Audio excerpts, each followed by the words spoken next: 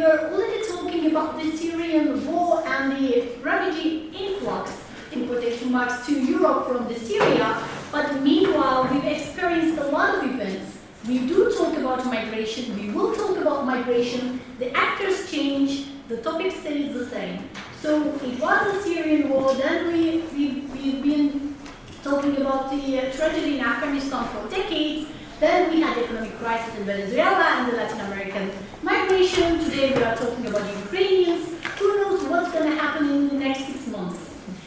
Yes, the agenda is very dynamic and we do see different names and actors, but we do see that what is prevalent and stable is we do have tragedies going on, and the drivers of migration, either for regular or irregular, will stay, but I think it's important to remember that, especially with this event, things and the contemporary agenda points might change, but what people endure does not.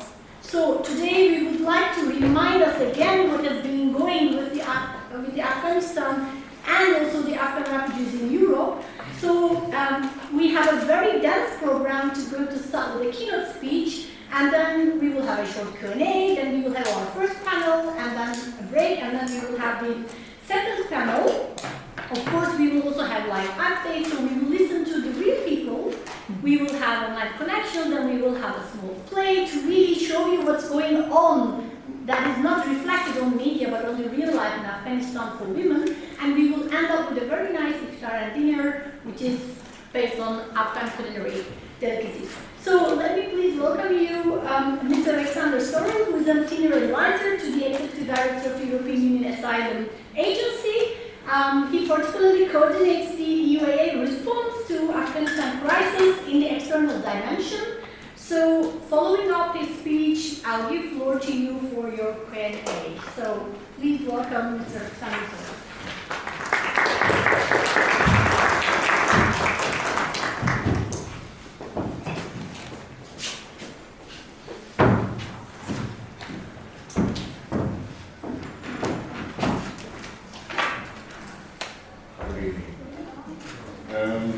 Thanks for the invitation. It's always good to see that since my days at university, which is like decades ago, it hasn't changed much, the interior. And the weather in Brussels today is better than in Malta, so I'm happy to be here. I'm always inspired, what's inspiring to me, to meet with academics and civil society, and in particular the Diaspora organization, and to come together to share insights, stimulate discussions, and explore new avenues for cooperation. I will talk about, of course, Afghanistan, but I will first say something about the EU. I'm not the EU, I'm an agency, I'm independent, not a commission, thank God. But I will say something, and then I say something about what we do as an agency, and then I go into the numbers, and then to we're not calling it a project, but the attention that we were asked to give to the situation in Afghanistan after the fall of Kabul. Indeed, over the last few weeks, the attention of the EU and member states has been focused to the war of Russia against Ukraine. It's easy to understand, this war is around the corner, the doorstep, and as a result we see the highest, the biggest refugee influx since World War II. So like I said, I don't speak for the European Commission or the EU, but from our perspective as the EU Agency for Asylum, the EU and member states and us and other agencies as well, we are acutely aware of the multifaceted crisis in Afghanistan and continue to work to address this, even though you might not read it in the newspapers and see it in the headlines, at least not for a moment. On a personal note, I have been always saying, and I've been doing this this project since August last year. And we all know the deteriorating situation of winter, and soon it will be spring, and things might change, and then it will be again on top of the political agenda. I'm sure about that. I will give a few examples of EU's commitment to the cause. On the 24th of March, the European Commission chaired a meeting of the core group of the Solution Strategy for Afghan Refugees Support Platform. It's linked to the Global Compact, that's UNHCR, so that's refugees, and it's meant to advance the regional approach to solutions for Afghan refugees and to promote burden and responsibility sharing. On the 5th of April, the EU Special Envoy for Afghanistan, Thomas Nicolason, reaffirmed, and I quote, the Union's strong commitment to the Afghan people and the need to continue to address the humanitarian crisis in Afghanistan. On the same day, at the European Parliament, the High Representative Vice President Sorel recognized that all Afghans are suffering due to systematic violations of human rights and called for an immediate reversal of the ban on education for those above the grade 6. And these are not words. The EU is always good in words, but they're also good in money. And on the 1st of April at the pledging conference, 525 million euros was announced from the EU and its member states in all kinds of humanitarian support, medical care, supplies, nutrition, shelter, protection, and educational projects. I won't go into much detail on the EU. I will focus on my agency, the European Union Agency for Asylum. But allow me first, before I go into the Afghan part, to give you a quick overview of the agency and its mandate, because I think that places it in the right perspective. We are an independent agency tasked with providing operational and technical support on asylum and reception matters to EU member states and to assist them at the implementation of the Common European Asylum System, the CEAS. Common European Asylum System, which is the conglomerate of all the legislation which has been adopted since 2000, and now there are all kinds of new proposals. That's the Common European Asylum System. Our agency was established in 2010 as the European Asylum Support Office. It sounds a bit weak, but it was still already an agency, but we didn't want to call it an agency, so it was a support office. And that's what we do. Support is our mission, is the mission statement we have, and actually with the new EUAA we kept that statement because it is what we do, support. Earlier this year, in January, finally, after long delays, our new regulation, the EUAA, came into force, transforming us into the EUAA, so into the EUAA, with a much broader mandate. In 2010, it was a small agency, and it grew especially in the crisis, previous big crisis, 2015-2016, and to sort of show what that means, that it started with 30 people in 2010 with a budget of 10 million, and at the moment we have a budget of 171 million and 505 staff in HQ, in headquarters. To go into what we do a bit more specifically, at the core we are a center of expertise on asylum and reception. And I mention these two because that means that we're not dealing with return, for instance, or with, well, you can name asylum and reception are the subjects of our mandate, and we're actually quite strong in keeping that. For instance, a little sidestep. We couldn't help member states in their support under the Temporary Protection Directive for the outflows of Ukraine. So we had to get a special mandate, which was given to the minister by the ministers, and that's why we could do something to. Well, before that we couldn't do it. So center of expertise is important. So we developed guidances, recommendations, practical tools, operational standards, indicators, and a very extensive training curriculum to help the member states implement the common European asylum system.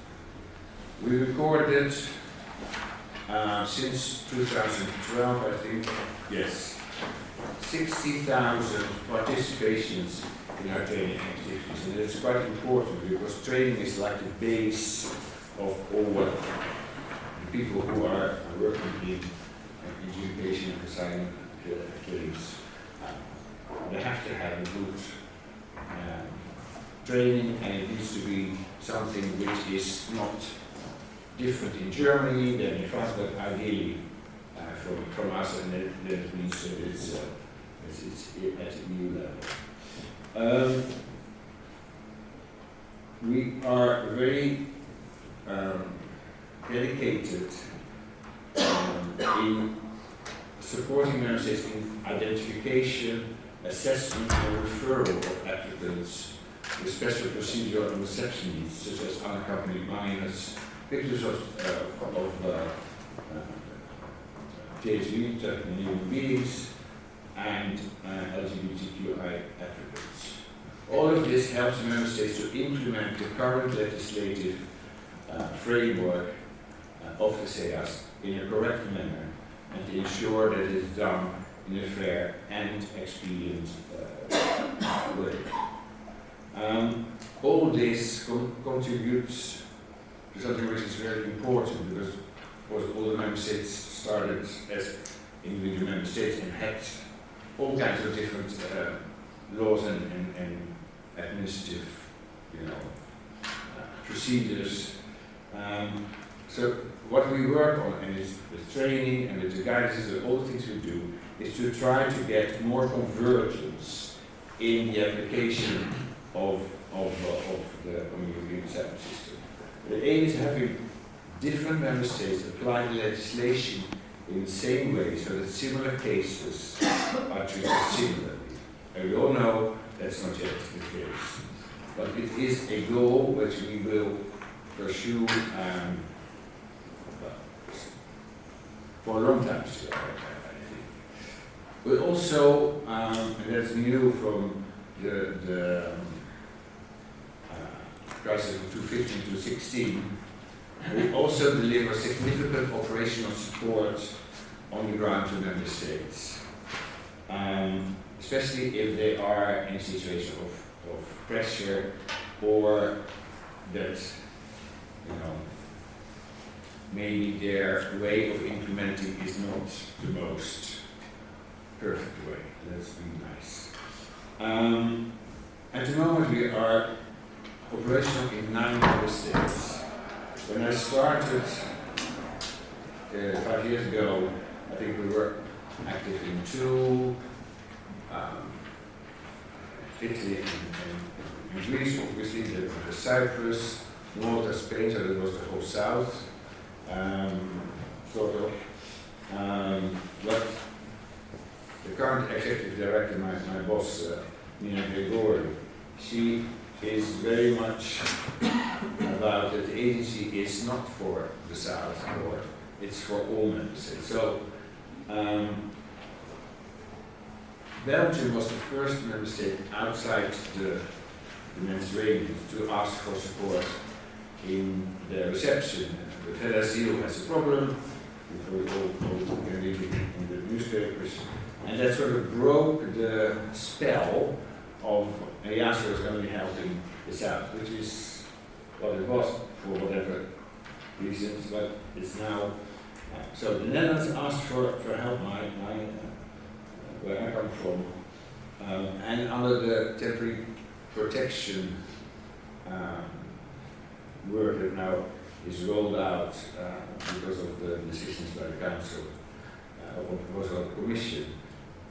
We started working in Romania, we started working in soon in the Czech Republic, I forget that, of course, when I would say the instrumentalization of migration by Belarus towards the Baltics, we started working in the Baltics as well. And it can be anything. It can be information provision to people that arrive. So, in some countries we support, we don't run, we support the management of reception centers to be sure that the reception centers are run on the basis of EU standards, so it is a certain level of standards that should be reached by all member states, in the case everywhere. We also draft decisions. We don't take decisions. We will never take decisions because the decision of allowing the entry or the non-entry, you can stay or you may have to leave, is a sovereignty of the state. And even if you want to, there's another member states that say, no way, that's ours. And that's logical. But we help them, and we helped, especially the best example is Greece. Everybody knows that Greece was quite a drama for a long time. We helped them to get away with the backlogs in the first instance. We're now in the second instance. Same for Cyprus, same for Italy. Those are quite big operations. There's hundreds of people that work there. So 9 member states, 2 coming. So out the 500 and it's a weird number, 505, something like that. 500 people in Malta. Apart from those, we also have 900 experts deployed in the operations at the moment, plus 400 interpreters. So it's quite a significant amount of people. We always make a joke that it's very interesting that Frontex, our big blood system, gets 10,000 border guards. But in the end, what can they do? They have to hand them over to us because they can't do pushbacks, obviously. So they can't do registration, obviously. So it's a bit of out of balance. It's more a joke than anything, but it's also it shows the difference between us and them, and that is sometimes not unimportant. Apart from the operations, we do regular data analysis, early warning and preparedness, and as I said, we have a new mandate, and we got quite some significant changes. The member states have to give us, in a situation of disproportionate pressure, so that's, for instance, that was the situation in Lithuania when the people from Belarus pushed over the border. We have an assignment reserve pool of 500 member state experts that they have to deliver to us in 7 days. So then we can, that's not that unfortunately. It's not working yet, but it will work in the second half of this year. We get a fundamental rights officer. We will prepare the fundamental rights. It was not in the original proposal of the Commission. It was written into the proposal by the Parliament, and we actually, Parliament did it to us as well because it was in Frontex. I think we are much less worried or, a bit anxious because what we do is human rights. We deal with asylum, which is human rights. So we are actually quite happy that we get a fundamental rights officer. We also get liaison officers in member states, so each member state gets a liaison officer or a group of member states, and we can put liaison officers in third countries. It's a May clause for the lowest number of member states, and the liaison officers is shall clause. And then one of the most important and most sensitive new feature is the monitoring. It was so sensitive that in order to get it through the council, and Parliament in the end agreed to that, the existing mechanism hasn't been changed, but it's cut in two parts. It means that the first part will start at the end of 2023, so we have a mechanism and we have a plan, and we can start monitoring and share findings, but there's not yet the harder part of when the member state doesn't accept the recommendations. That will only enter into force if the current Dublin regulation is replaced by the proposal of the Commission. Some people say that will never happen, but you never know. But it's important because with the monitoring, and it's a long-term convergence/harmonization instrument, we can then help member states to be much more preventive in when we see, because we have all the information, where the gaps are, where they might need to do something before it goes wrong and there's a big crisis or even worse.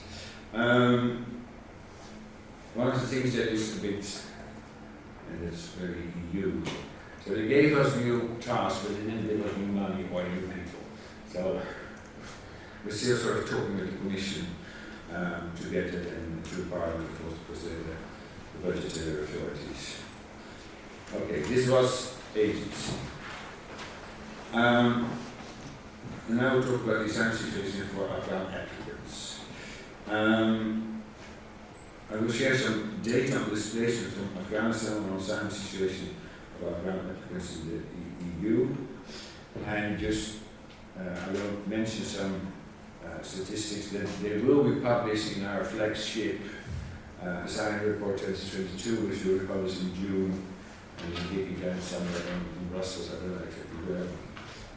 It's the flagship with all the information of all the policies and the special parts. It's really interesting. Of course, in 2021, more dramatic things happened in Afghanistan, including the takeover by Taliban. Was large-scale suffering and displacement both within the country and in the neighboring region. Added to what was already one of the largest protracted refugee situations in the world. In December 2021, an estimated 3.4 million people were internally displaced in Afghanistan, and neighboring countries, especially Iran and Pakistan, hosted more than 2 million registered refugees from Afghanistan, and a further 4 million Afghans of varying status, including undocumented, no papers people. Protection needs clearly intensified in 2021. In addition, risks increased, especially for particular groups, including human rights activists, former employees, or persons who have been incorporated with Western actors, journalists, and specific minority groups. There were evident, this increase was evident also in the EU, as applications for international protection from Afghans doubled from 2020 to 2021. In 2021, there were 102,000 applications in EU Plus. I mean, if I say EU Plus, it's with jargon. It's the EU Plus the Schengen Associated States, because they are linked to us, because they are applying the Dublin regulation. So it's Switzerland, Norway, and Iceland. Liechtenstein, Iceland is not close. So 102,000 applications. Considering the entirety of 2021, they were the second largest applicants group after Syrians. However, there have been consistently the largest group of applicants on a monthly basis since August 2021. The peak, linked of course to the evacuations was in September 2021, where more than 18,000 Afghan citizens applied for international protection. In January 2022, the number of applications went down to 8,500, a decline since the second month, and to less than half of the peak I just mentioned. However, the level in 2022 was still over twice as high as that in January 2021, when Afghans lodged less than 4,000 applications. The vast majority of Afghan applications in January 2022, you might say, but it's April, but we know a lot of data, on a weekly basis, but some things, we need to be correct. So there's a leap of a few months.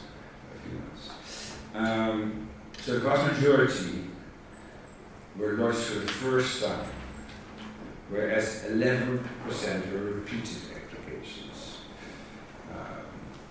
This is in line, except in 2 months, where in September and November, where the repeated applications were 20% of all Afghan applications. Applications lodged continue to exceed first instance decisions in January, with roughly 3 decisions issued for every 5 applications lodged. Consequently, the Afghan caseload at first instance increased for the 8th consecutive month, exceeding 69,700 cases in UNHCR. Afghans are currently the applications with the biggest caseload of pending cases. As for the responses of EU plus countries to protection needs, they were not always uniform, especially with regard to the evacuated Afghans. Some were put under resettlement, others under faster procedures, or regular assignment procedure, or residence permits outside the assignment, or humanitarian protection. There were all kinds of different ways, which was also linked to the fact that it needed to be done there and then, and not like later. Due to the volatility in Afghanistan itself and the difficulty of accessing up-to-date country of origin information, the country of origin information, for those who don't know it, that's sort of information about the country which is used by people who take a decision they need to know, happy to say that. From Afghanistan, you have to have very good information on the situation, and it has obvious links to protection and safety. Because of this difficulty, many EU plus countries suspended the processing of applications by Afghans at both first and second instance. With the exception, and that's only good, of cases where protection needs were clearly evident. This resulted in record high recognition rates at the EU plus level in October and November, of course.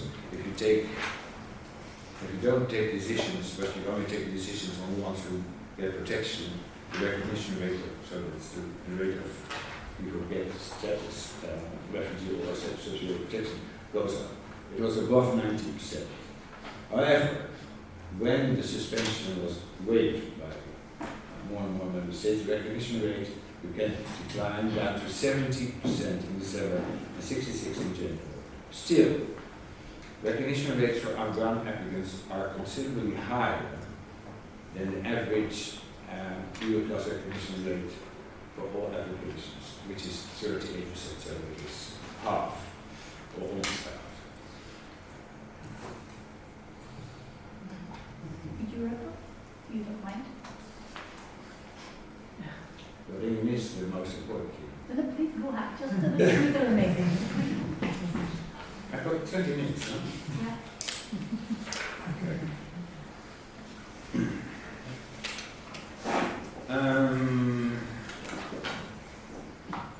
We're missing a lot. Please do not skip the important part. I just want to give you a sign. No, I felt you were going to do something like that.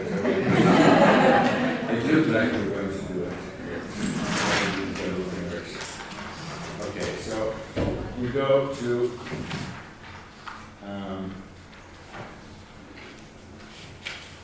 EUAA and Afghanistan.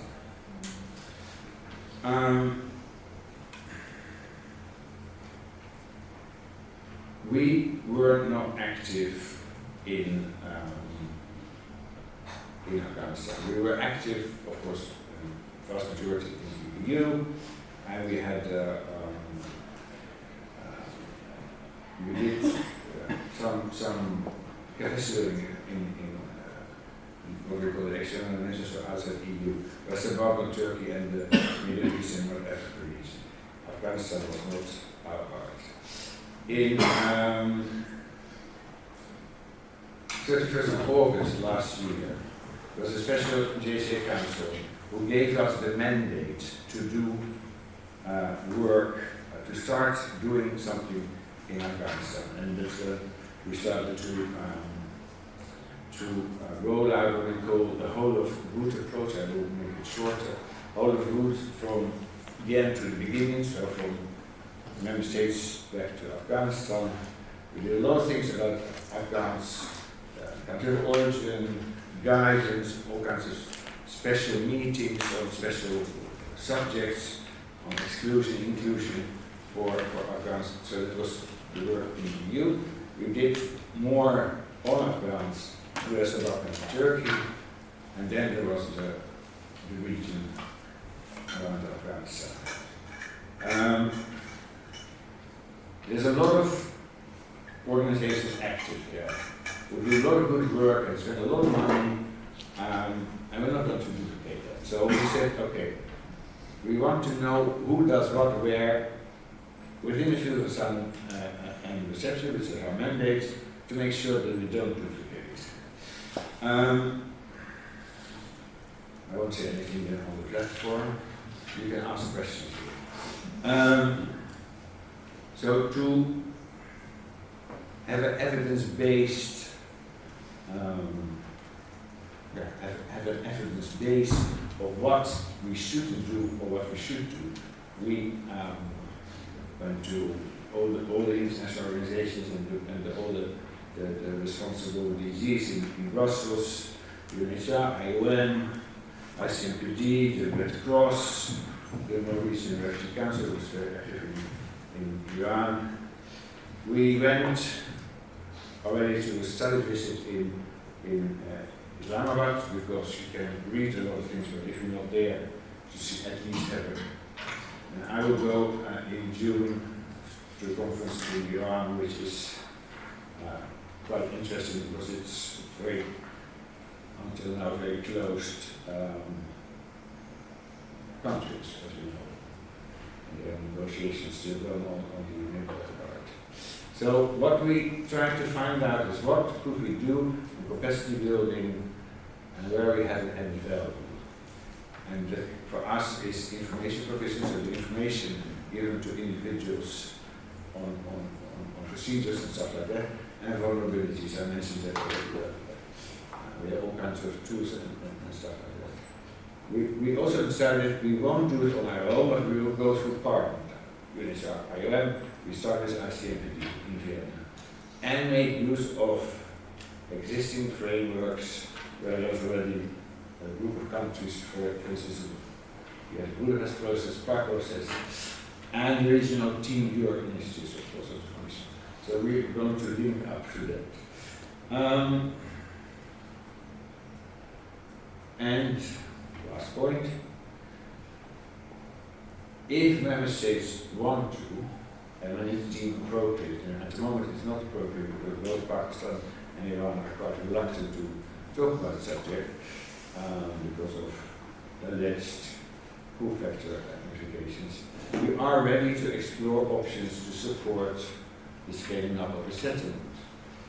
We have a resettlement support facility in Turkey already for some years, where we bring, we give the services that member states need who do a mission to invite refugees, and actually you can already see little by little that it's not only Syrians, but it's more and more also Afghans who are I mean, it's little numbers-wise, of course, but we think that if we, as Europe, would show that we do resettlement for that reason, it is also a commitment and goodwill to the countries who have been doing that for decades. But at least we show that yes, we can do something as well. I'll stop here then. Thanks a lot. I will keep you there a couple of more minutes if you don't mind, because I'd like to open the floor for questions. Are there any questions? So maybe we can start. Can you speak a bit louder, or I'll give you the microphone? No, it's okay. Okay, perfect. Can you introduce yourself? Sure, my name is Sahana Sidi. I'm from the European Parliament. Thank you very much for your presentation. It was really insightful. So I have two questions. The first one is there has been a lot of criticism towards some of the reception centers in the EU and the living conditions of the people in these centers. What can you tell us about that, and how is the EUAA planning to address these concerns, and so what are your future plans in this regard? And my second question is another known problem is the variation in recognition rates of applications launched by refugees from the same country of origin. So an Afghan that applies for international protection in France may not receive the same answer to his application as someone, say, an Afghan refugee in Germany. So how can we explain this, and what is your agency going to do to help member states to have a streamlined position in these applications? Thank you. I gave the answer in the speech on the second part, so I'm not going to repeat that again. Of course, the recognition rates are different, you know, especially in France, it was 0 in member state X and it was 99% in member states Z. Yeah. And what I said was that we are working towards more convergence. Member states don't just give you that power, so okay, from now on, so in the new regulation is now, and we are very happy with that, and you see also more and more judges in different member states citing our guidance, and the guidance from now on needs to be taken into account. If they don't do it, it's like inadmissible for the state, not for the individual. But it will be something which is going to take a long time, because member states are a history. I mean, from my country, there was a migration part in the Ministry of Justice since 1898. But there was no Geneva Convention. There was, it was all organized differently. And that is, directives are different because, it's different from a regulation. Regulation is actually different. The directive can be implemented by member states how they see fit, how it fits in their administrative procedure. So, start the negotiations on the pact, or make sure that the Council joins the Parliament in the negotiations. And reception centres, I don't think that's Afghan related, so I'm not going into that question. But that's like, when I sometimes go to Parliament on a certain subject, Parliament has this tendency of them asking, more sexy questions which are in the news. And I've done it more than enough working for me, so I'm not going to do other questions. Any other questions? First, please. Hi, my name is Ari Perez. I'm a Guest student. You mentioned that the 20% of the applications are repeat applications, especially for the Afghan refugees. And I was wondering, of course, beyond the obvious reasons, why would any refugee reapply for their case? Why is it the case, if it is the highest acceptance rate, especially among Afghan refugees, why is it the case that it is the highest reapplication rate? I mean, I'm familiar with the fact that that's not what I said, but I mean, okay. why the repeat applications? It's usually, I mean, the definition, I have the definition somewhere. A repeat application is lodged in the same country after a previous application was closed with a final negative decision. And then an individual might come with new facts, the lawyer might come with new circumstances. There's a change in the country of origin. They were just, rejected, and then, what happens in Afghanistan. It's quite obvious. So yes, it is. I didn't say because I don't know that actually. It's actually quite low, I think. 11% of applications.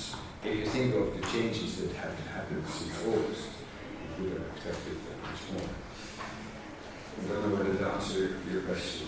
The reason why I asked this is because, I've heard also like specifically in certain countries that transparency is an issue, and I was wondering if, that plays a role, or if there's a specific attitude towards the Afghan refugees, or if there's anything that is concerned. Okay. No, what we do for Afghanistan, we do for all other nationalities. So there's no deceit. But Afghanistan has been on our radar from the start of the first country of origin information.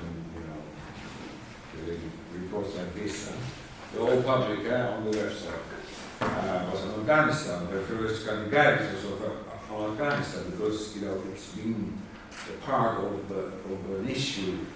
Of course, in Afghanistan, but also related to asylum in the EU member states. And yes, some countries they have these nice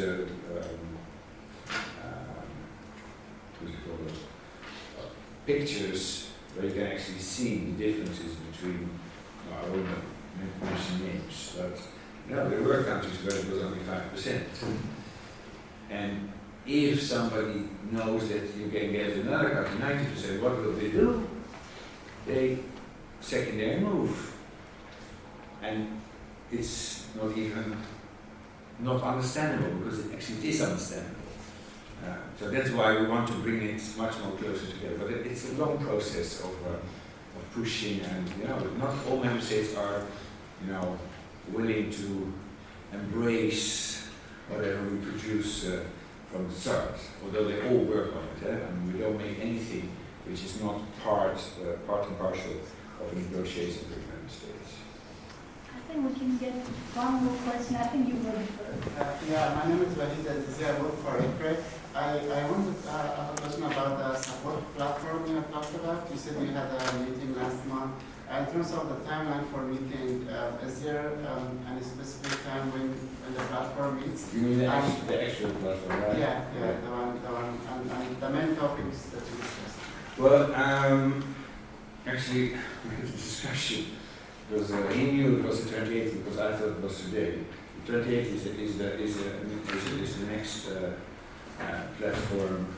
And actually, we're quite proud of it, because it's not just the EU member states, it's the US, it's Canada, it's Australia, it's the big players on refugee, it's all the international organizations, it's we have special dedicated meetings with civil society. The next meeting relates to integration, which is not unrelated, partly for integration is not unrelated, but it's very important to talk about integration.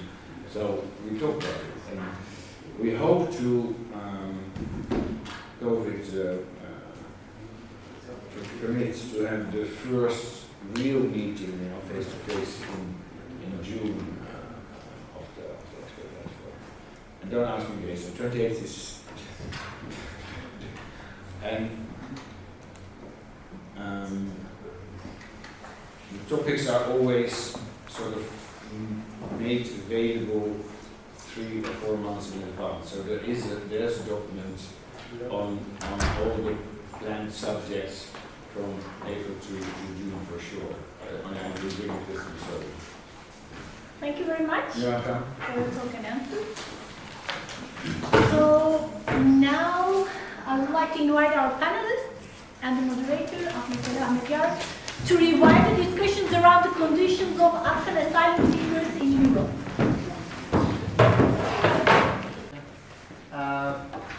As Tuba mentioned, this panel is going to tackle the conditions for overall asylum conditions in Europe, and particularly on Afghan asylum seekers. So it's not exclusively for Afghans, but we can discuss on other asylum seekers in Europe. And we have a group of experts and people who work on the topic here in the panel. I would like to thank them all for being here today with us. I will go just one by one.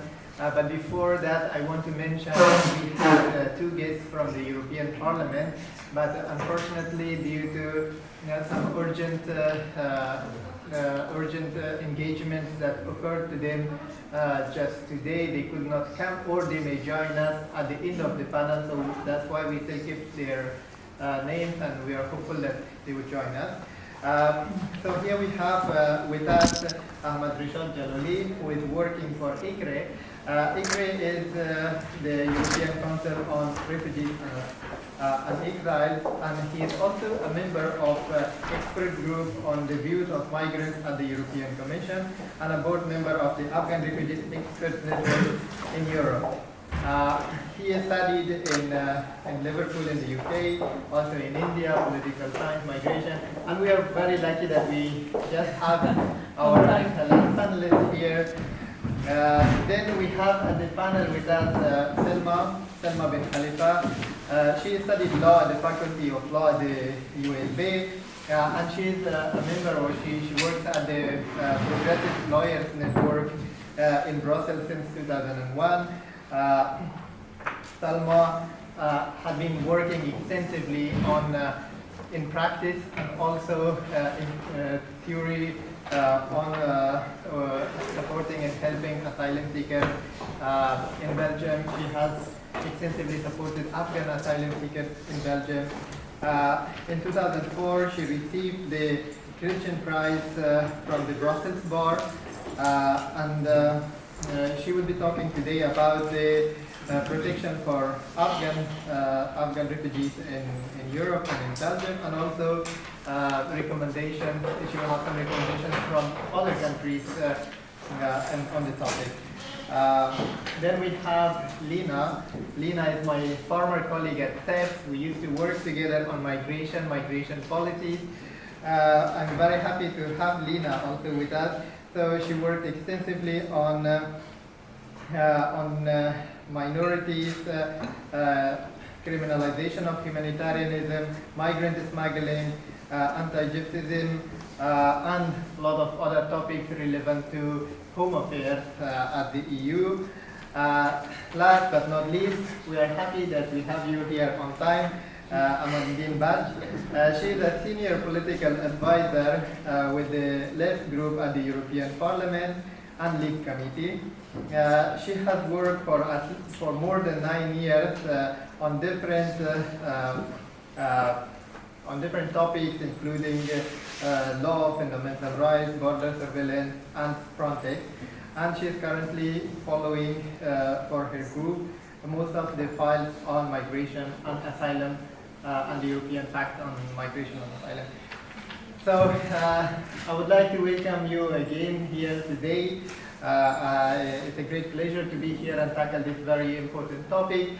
I would first give the floor to, which was not in the protocol, but I would give the floor to Ahmad Rishad to give us or provide us a brief overview of the situation on Afghan asylum seekers in Europe and recent policy changes, which he will also conclude the increased advocacy message and some recommendations. Thank you very much. Yes, thank you very much, Ahmad Wali, for a very kind introduction. It's a pleasure to be here. Okay, I hope you can hear me, but I'm a bit lost already. Thanks very much for the kind introduction. It's a pleasure to be here. Many of the points that I wanted to raise in this meeting were already mentioned by our previous speaker, Mr. Alexander, but I'm going to compliment you on some points regarding the statistics. When talking about Afghan refugees in Europe, it's always important to give a brief picture of Afghan refugees overall in the world. We always say that majority of Afghan refugees, about 90% of them are residing in Iran and Pakistan. And the situation of them, the challenges that they face, it required a panel in itself to discuss the situation and the challenges they are facing in those countries. In Europe, while Afghans, as my previous speaker says, are the second largest group of asylum seekers in Europe, but the share percentage of Afghan asylum seekers coming to Europe compared to those displaced from Afghanistan remains very small. In terms of number, around 100,000 Afghan asylum seekers, first-time asylum seekers claimed asylum in 2021. This number also includes evacuees in a number of member states where evacuees have to go through asylum procedure. In 2021, Afghans were among the top 3 group of asylum seekers in Austria, Belgium, Bulgaria, Croatia, Germany, Greece, France, Netherlands, and Sweden. There is an overall increase in protection rate at first instance for Afghan asylum seekers in the EU plus countries from 53% in 2020 to 66% in 2021, which is a welcoming step, and we welcome European member states to provide protection for Afghan asylum seekers. However, Afghan asylum seekers are facing a number of challenges in European countries. The discrepancy in recognition rate from one member state to another member state is greatly varies, and we use here the term asylum lottery. For example, the recognition rate in 2021 based on ECRA's IDA database in Italy was 97%, while it was 10% in Bulgaria, which means that the 90% of Afghan asylum seekers, despite the critical situation and incident in Afghanistan, received a refusal or rejection from Bulgaria. And my previous speaker was saying that they are working with the convergence of protection rate. This is also one of the key advocacy messages that we are asking. However, we should be careful here that we are asking for the bottom to top approach, not from the top to bottom approach. So we are asking EUAA, particularly with the new mandate, to look into countries with a low recognition rate, that there should be compliance with the international refugee law, with the Geneva Convention, with the EU law, that this is something that we are lacking. And especially with the country of Bulgaria, we have seen that the European Commission on numerous occasions wrote complaint letter, asked for the Bulgarian migration and asylum authorities that they should reassess their examination of Afghan asylum cases. Moreover, Afghans, as my previous speaker was saying, also spent a long time in asylum procedure. ECRA found that since 2016, the number of pending cases concerning Afghan asylum seekers greatly exceed the number of new applications. In 2020, the number of Afghans with pending applications was nearly double the total number of new applications lodged by Afghans.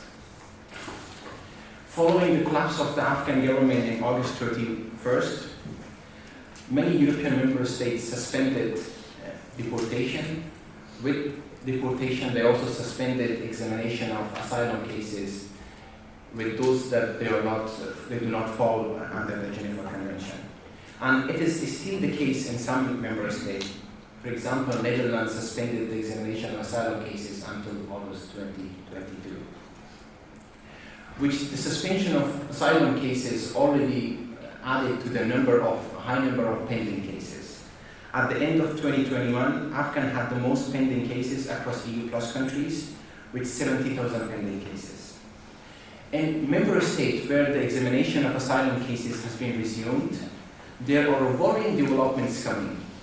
To give an example of Denmark, recently gave answer or a rejection to a case of Afghans, which says that Afghanistan is safe for him to return, and there is no end-skin involved. Belgium recently announced that they will no longer grant subsidiary protection to Afghan asylum seekers on the basis of their argument that they use that there is no indiscriminate violence based on Article 15 of Qualification Directive. This is our concern that the Belgians rejecting Afghan asylum seekers on basis of Article 15C of the Qualification Directive and also the lack of indiscriminate violence may leave many Afghans in a state of uncertainty, will leave them in the legal limbo. And also in the absence of a written framework between Belgium, Afghanistan, or the EU and Afghanistan, so they have to live in a legal limbo in Belgium without access to shelter, without access to basic rights and services. And this is also one of the key advocacy messages that we are always bringing. First of all, regarding the indiscriminate violence, the situation in Afghanistan remains highly volatile and it changes from day to day. So it's very too early to say that Afghanistan is not facing indiscriminate violence. On the first hand. Secondly, there are multiple reports of human rights violations coming from Afghanistan. And also, Afghanistan is facing one of these worst kind of humanitarian crises. Sending people or considering Afghanistan safe for those people who are taking refugee coming to Europe is also a question mark at how they are assessing the cases. Needless to say that both of these member state practices are going against the most UNHCR recent guidance note on Afghanistan, which says that UNHCR clearly state that it is not possible to determine with a requisite degree of certainty that the Afghan asylum seeker is not in need of international refugee protection. It also reiterates that it's not written advice for Afghans and does not consider it appropriate to deny international protection to Afghans on the basis of internal flight alternative. So let me also focus on some of the positive recent policy development that are coming from member states. And one of them, which I mentioned earlier, that Afghans enjoy a high protection rate in Italy with 97%. In Germany, the recent policy that they adopted concerning Afghan asylum seekers, particularly for those Afghans which they believe do not fall under the Geneva Convention or subsidy protection, they are granting a status called national deportation ban, which is extendable for 1 year, and also after 5 years they will have the right to permanent or long-term residence permit. I think this is something that we are asking or we are advocating that this policy should be replicated to other member states where they think that there is no ground for the Afghan asylum seekers to give subsidiary protection or they do not fall under the Geneva Convention. At least in the view of the current situation in Afghanistan, they should be provided with sort of protection which entitle them to access to basic services and basic rights. Another good example is also coming from Ireland, which prioritized Afghan cases and also even provided protection for those Afghans who were under the Dublin transfer to other countries. With regard to the discrepancy in protection rate and also the rejection that some of them receive at the first instance in a number of European countries, all or the majority of other cases being granted with a sort of protection following the court decision and following the appeal review.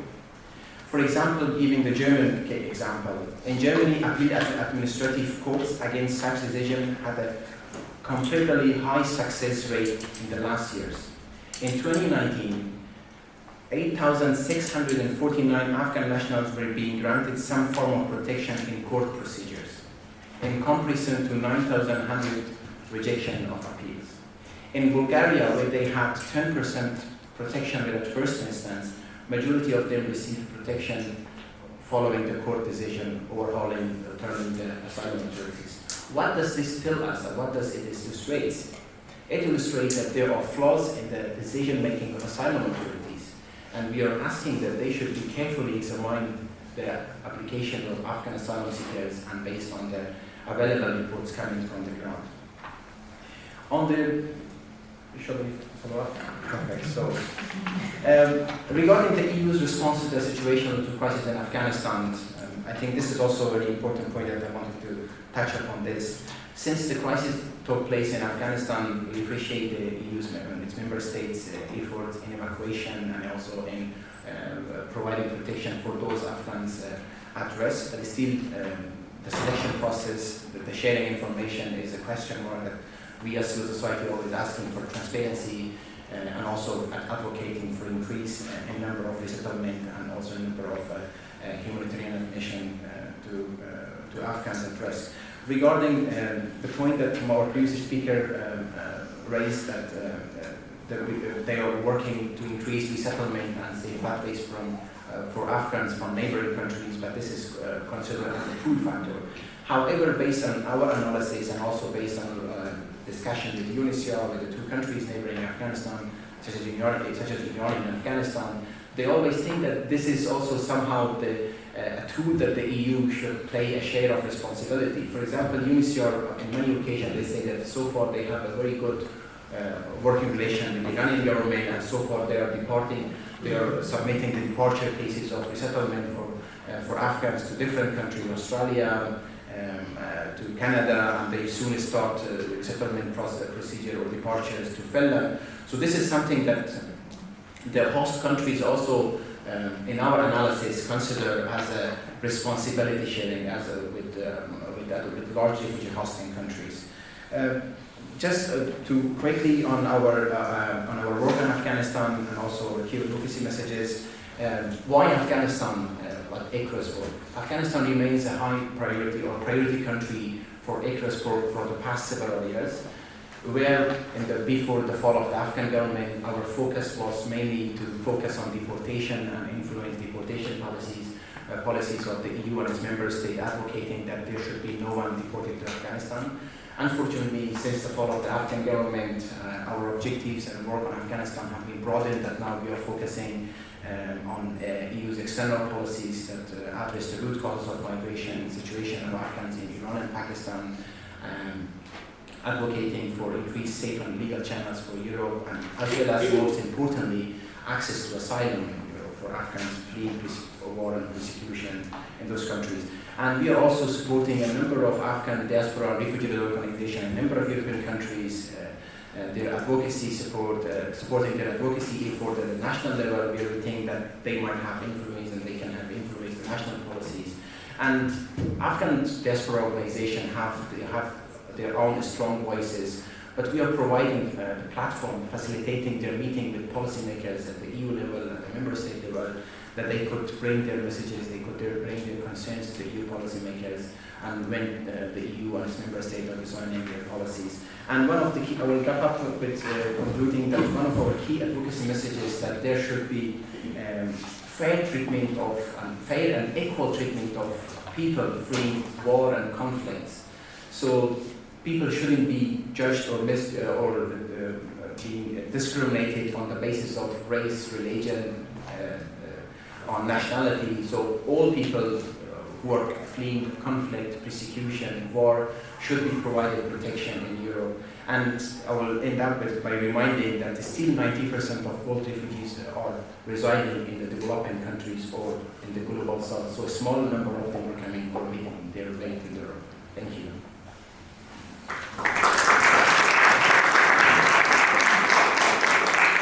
Thank you very much, Prashad. I know that there is a lot to talk about, and to do that, hopefully we will have future events that we cover this intensively. Now I will give the floor to Thelma. Thank you. I will not repeat what it was said, but I will try to be more concrete about the consequences of this policy. Belgium has a very low rate of protection for Afghans. Until July 2021, the Commissariat for Refugees took negative decisions, including negative decision on base of internal protection alternative. That means that they are saying to people, you are in danger in your village, but you can go to live in your city. They said that until end of July 2021. After they couldn't see that anymore, and between August and March, they decided to suspend all the decisions. It was said that they made an exception for the clear need of protection. The problem is that we don't have the same definition of what is a clear need of protection. I will give you an example. We have in my office a young boy. He is from Hazara origin. He is 9 years old and he is alone here without parents. Then unaccompanied marriage. That boy just received last month a negative decision because it's not clear enough about the persecution he has lived. He is 9 years old. Of course, it's not clear enough. That decision of suspension has also other consequences. For example, it forbids people who already received negative decision to have access to shelter, to legal help, or to legal work. I said you, Belgium has a very low rate of protection, but also a very low rate of deportation. They don't deport a lot. Then there is a lot of Afghans who are here without anything. Then, our clients, when they are completely illegal, and when the Taliban took the power, we give them the advice, go to make a new demand. There is new elements. It's evident that there is new elements. And what Belgium did is to freeze everything and to not take decision even under receivability. Then, without receivability, you don't have right to shelter, you don't have right to work. I will give you an example. Mr. A did a new asking in August 2021, and till March, he didn't receive anything. Then, he don't have the right to work. Then Mr. A, what he did without any help of state, he was working. He was working in black. He was working in black as a worker in a hotel for the renovation. It's what the people are forced to do when they don't have any help from anywhere. He had an accident with the electricity because the security measures are not guaranteed for black workers. For that, they are used by people. And they are used because the state organized that. He almost died. Thanks God, he is still alive. But seriously, fly the Taliban to die in a chantier in Brussels is so stupid. It's a nonsense. And we are all responsible for that. Now, Afghanistan is starving. There is a big famine in Afghanistan. And in March, Commissariat for Refugees prepared 1,000 negative decisions saying that, as you said, there is no armed conflict anymore, and famine doesn't enter into international protection. Legally, it's not so simple. There is a precedent case from the Human Rights Court, European Human Rights Court in Strasbourg, has said in a case about Somalia that famine can enter in Article 3 of the Convention and then also in the subsidiary protection. Court said that we have to make a difference between a famine due to nature, for example, no rain, and a famine organized by humans. Courts recognize that Al-Shabaab militias in Somalia organized the famine. And then courts conclude that the people are under Article 3 and then can receive a protection. And we can really conclude the same for Taliban in Afghanistan. Recently, the Council here in Belgium, the Council for Refugees, took a decision, an important decision with 3 judges. That means that they wanted to make a legal precedent to say that the famine in Afghanistan can be a reason to receive an international protection. Then now, last week, the Commissariat for Refugees again frozen all the decisions, waiting for a report about the cause and the consequence of the famine. But we had a discussion between the lawyers and the head of the Commissariat of Refugees, Mr. Vandenburg, and it's clear in his mind that to answer the council, who said we need information about the famine and the cause, we will make a report, but he is clear that he said we will freeze until we will have the report, and after we will do this negative decision again. That in his mind it's not possible that the report will give us the right to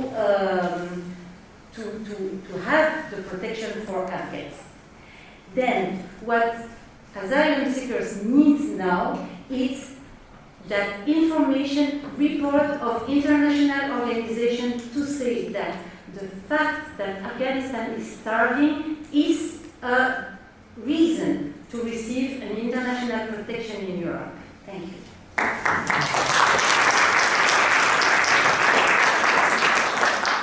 Thank you very much, Selma. I think the next panel will be very complimentary on this point, that how the international community is used, international community aid is used in Afghanistan, and then how the Taliban are spending that money and they are not giving it to people. So they are using people, the famine and the hunger as a cause so that they receive more aid from the international community. I hope that will be discussed in the coming panel also. So now I will give the floor to Lina.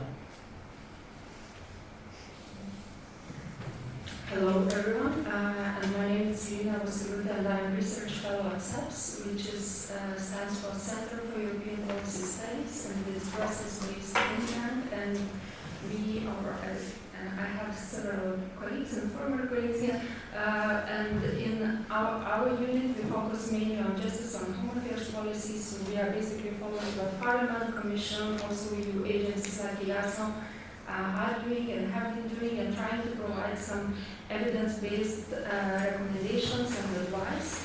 And I mean, it's interesting when Vrije invited me to this conference, we had this conversation about, Ukraine crisis and being a bit of paradigm shift in this long-lasting debate on asylum and migration. That maybe for the first time EU policymakers and politicians at the local and national level, for the first time we realize that asylum seekers and refugees are actually human beings and deserve treated with equality, dignity, and be given human agency, because it somehow felt uneasy or out of proportion to send Ukrainians to Rwanda, to lock them in detention centers, or or to treat their cases for indefinite periods in kind of Moria type of camps for 7 years or more, as it's in the case of Syrian refugees. Unfortunately, this presents actually a momentum of change and compassion that I think civil society organizations and policymakers really need to be wise, not to start a competition among the different groups and who needs now to get more attention or deservingness of being seen in a similar situation. These people are in a similar situation by the fact of fleeing the violence, conflict, gross human rights violations, and so on.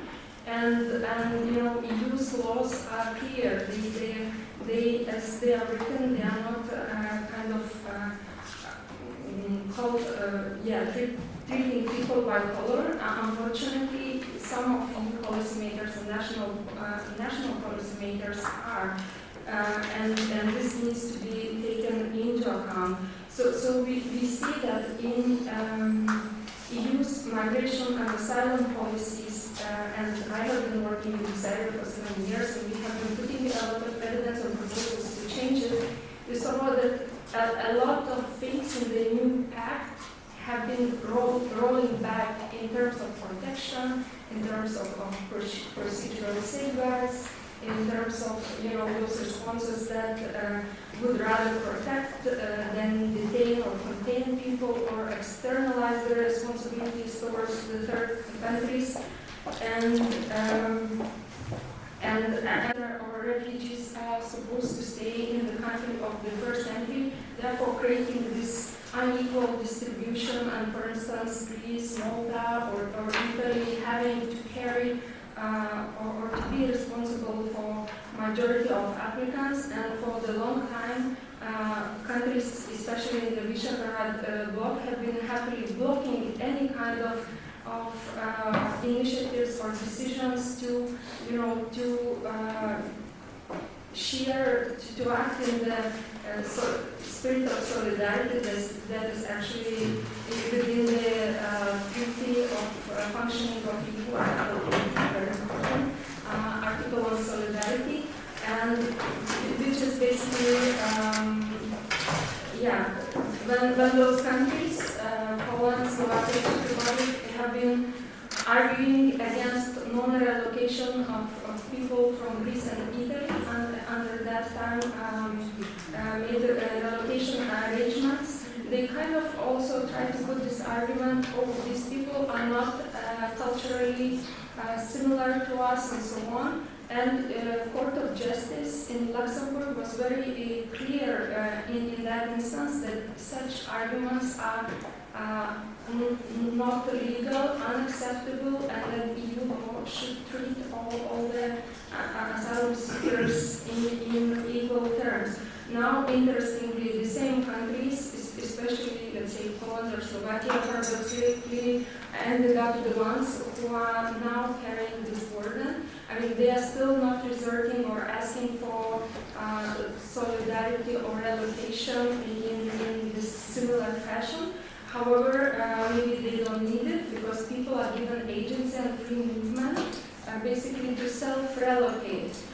One of the proposals of member of the parliament of the previous legislature, Wikström, for instance, was to give the possibility for the people so-called positive asylum decisions. So we would not have, and then I think by default, we would resolve this issue of unequal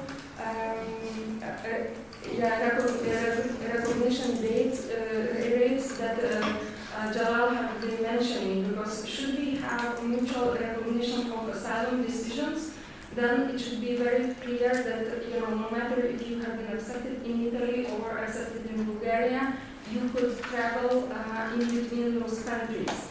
I think maybe finalizing this, there is much more to say, but I think if there is one lottery in the EU's asylum system, is you mentioned the asylum lottery. I think before even asylum lottery, there is passports lottery, and unfortunately, visa regime is really embedded in structural racism and neo-colonialism. And I mean, a lot of you are academics and students here, and I think this, different power of the passport, or the fact that, for instance, Afghan person would need to get Schengen visa, which comes with impossible criteria and so on, is actually maybe the main obstacle to obtain any kind of dignified access to asylum, which, for instance, for Ukrainians, maybe have been easier since they had also, besides being white, but they also had Schengen visa-free regime, which was very important into facilitating mobility. So just to end, because Val is waiting at me, so we really need to bring back to equal responsibility sharing and solidarity, and also to embed those decisions that are refugee agency advancing and build on their dignity, and also provide, for instance, for their own tailor or take into account their choices, where they want to go, where they want to be included or integrate, and where they find the possibilities for future. Thank you.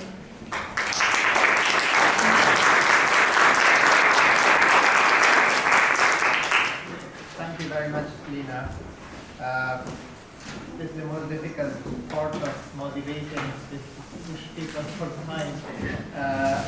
I'm very happy that Amandine made it, and we are happy to have you. Please, floor is yours.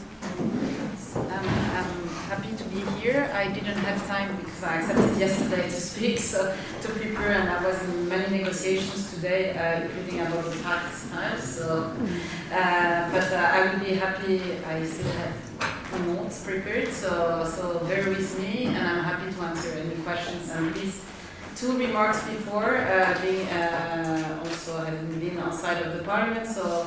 Don't attack me for parliament positions. We are the smallest political group in the House. We've been fighting against a lot of parliament positions, not for the Commission, but I understand Mr. Sorel that can be also taken for this.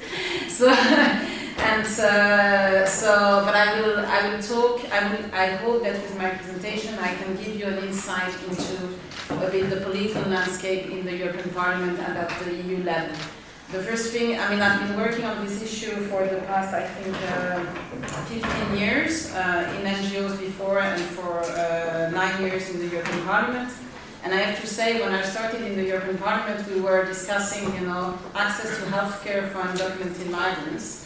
And we have gone a long way where now we are just trying to defend the Geneva Convention and the possibility for people to apply to asylum on EU's territory. And really, this is a reality. I mean, this is a reality in the Council. It's not even so much a debate about solidarity, but really a debate about whether people have the right or not to apply for asylum on our territory. And we see the developments in Denmark, in the UK. I really thought that we would never reach the Australian model, but no, we are every day getting closer to it. And there are some concepts that is already into place in the EU that enable this, and the EU-Turkey deal was also a landmark moment for this, because the use of the safe third country principle is de facto the fact when you're not looking at the substance of a claim, then you're denying the right to ask for asylum. And that led to a lot of non-understanding of, and Afghan are one of the Syrians, the first victims of this. No, it's safe third country because Greece adopted this new law, adding before it was only the Syrians, but Afghans also, Turkey is deemed safe for them, and people don't understand why they cannot talk about the persecution they are facing in their country of origin, and they kept being asked about Turkey, where they might have just transited for a few weeks. And that leads really to frustration, it recreates trauma. And I think one of the main things I would like to say as an introduction, we are hosting and advertising a conference next week on Thursday about the impact on mental health of EU migration policies. And that's something that is really not looked at enough.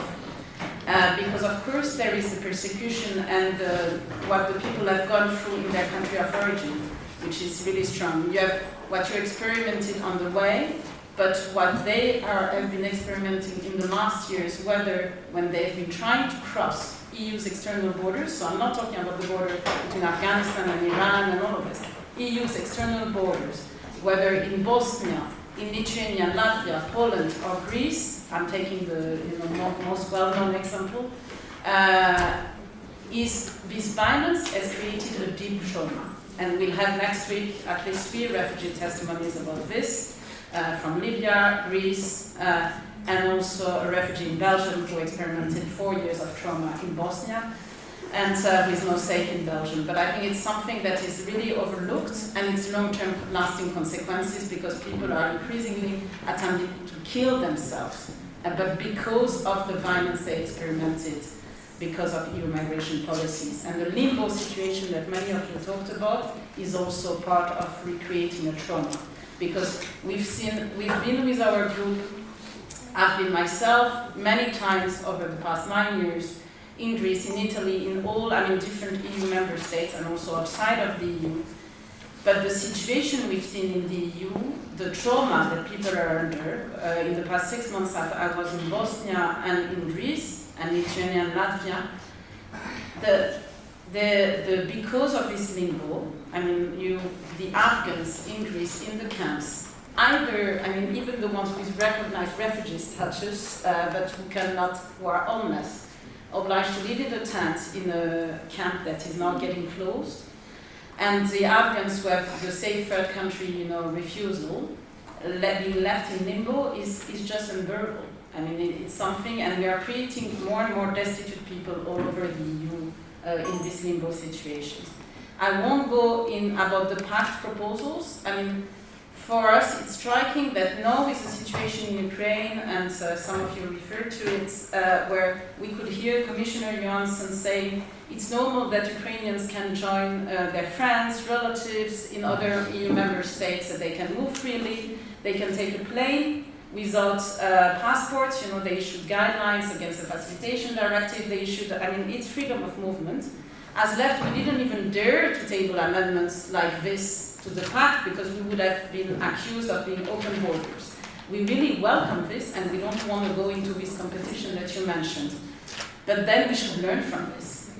And that since this happened, I mean, in every single negotiations, our members, and it's the same on the Greens and the Social Democrats, we are saying we have to look at the pact proposals with open eyes, including revising our amendments and learning from what is happening at the moment.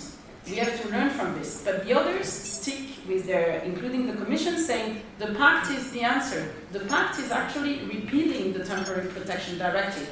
The crisis file is repealing it. So it's, with the pact, and it wouldn't be like this. So it's really, the pact is putting a strong burden on first member states of entry, and we would end up with more years. And that has been the analysis of all the NGOs, of southern member states as well. That's why the pact negotiations are not really moving forward. And that's a big issue, but I'll stop here, mindful of the time. I wanted to talk about, because I really like the conference title, about the silent victims. But for me, there is also, in our group, we've talked also a lot about the silence of the Commission. Because we hear them, especially Commissioner Johansson, not Skinas, because of course he's protecting Greek government, being from the same political party. The silence of the Commission, because currently, for us, it's striking that many member states have laws that are not in compliance with EU acquis. The Commission is fully aware of it, including maybe public speech about Poland, for example. And yet, we have not seen a single infringement. So the Commission is not going against these member states because they are violating the EU acquis. And the other silence, it's the same, currently in Greece, with all the Afghans with this same third country, NGOs have been advocating for a re-examination of their case because it's been 2 years. Turkey is not readmitting Afghans. And everybody knows it, the Commission knows it, but yet their applications are not being re-examined. That's a huge issue. The silence also of the Commission about the fact that refugees, many Afghans again, in Greece are starving, homeless, have no access to food because Greece is not providing any integration policies. And then what is the solution? The Afghans, of course, a lot of them are moving onwards. It's the secondary movements that the Commission is saying they are fighting against. But actually, by the fact that when you're homeless, you have no access to food, no housing, it is normal that you will move. That's just every human being will do this. So, and the silence of the Commission also on family reunification. There is a family reunification directive, it's not perfect. The Commission back then, when I worked, and that was 12 years ago, they worked on some very good guidelines back then on the family reunification directive. All member states are violating this not perfect directive, and we've seen on the boards during all these years many people that should have had the right for family reunification.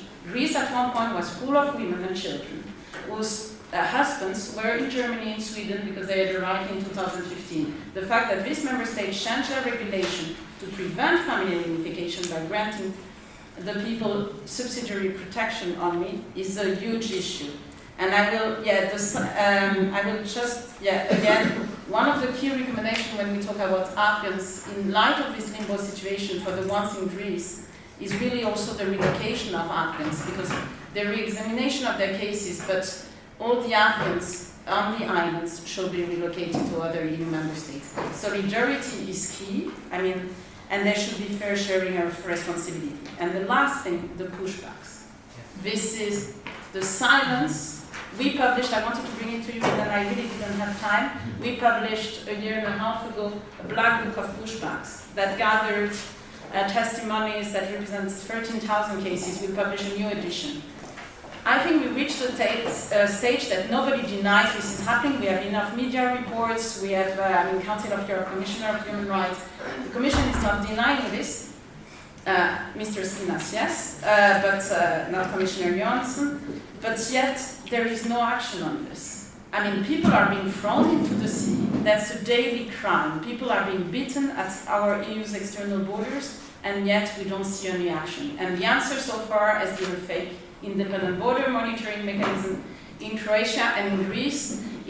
They didn't even publish an official report. They made a press release, and they say no evidence of pushbacks of their transparency authority that is not independent at all. So this is a huge issue that has to be kept being exposed, and the silence and action is simply needed. Thank you very much.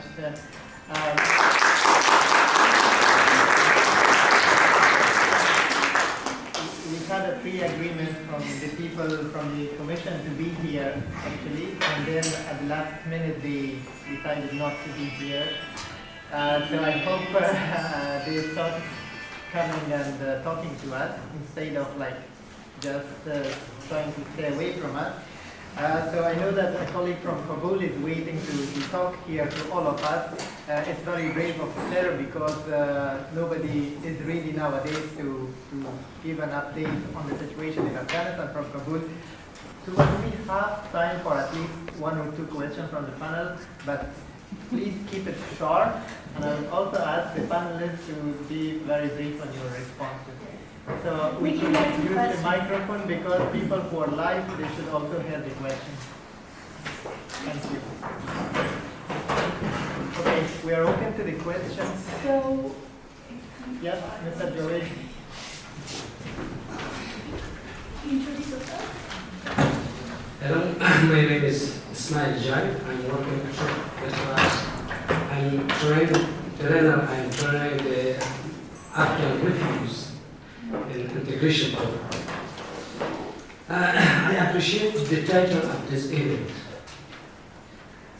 particularly this part of silent victims.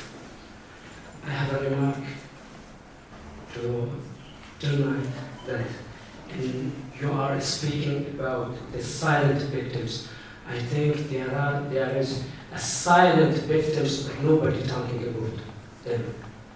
Those who are working with European countries, European NGOs, and international communities, that they didn't have the opportunity to be evacuated from Kabul and from Afghanistan, but still they are in Afghanistan.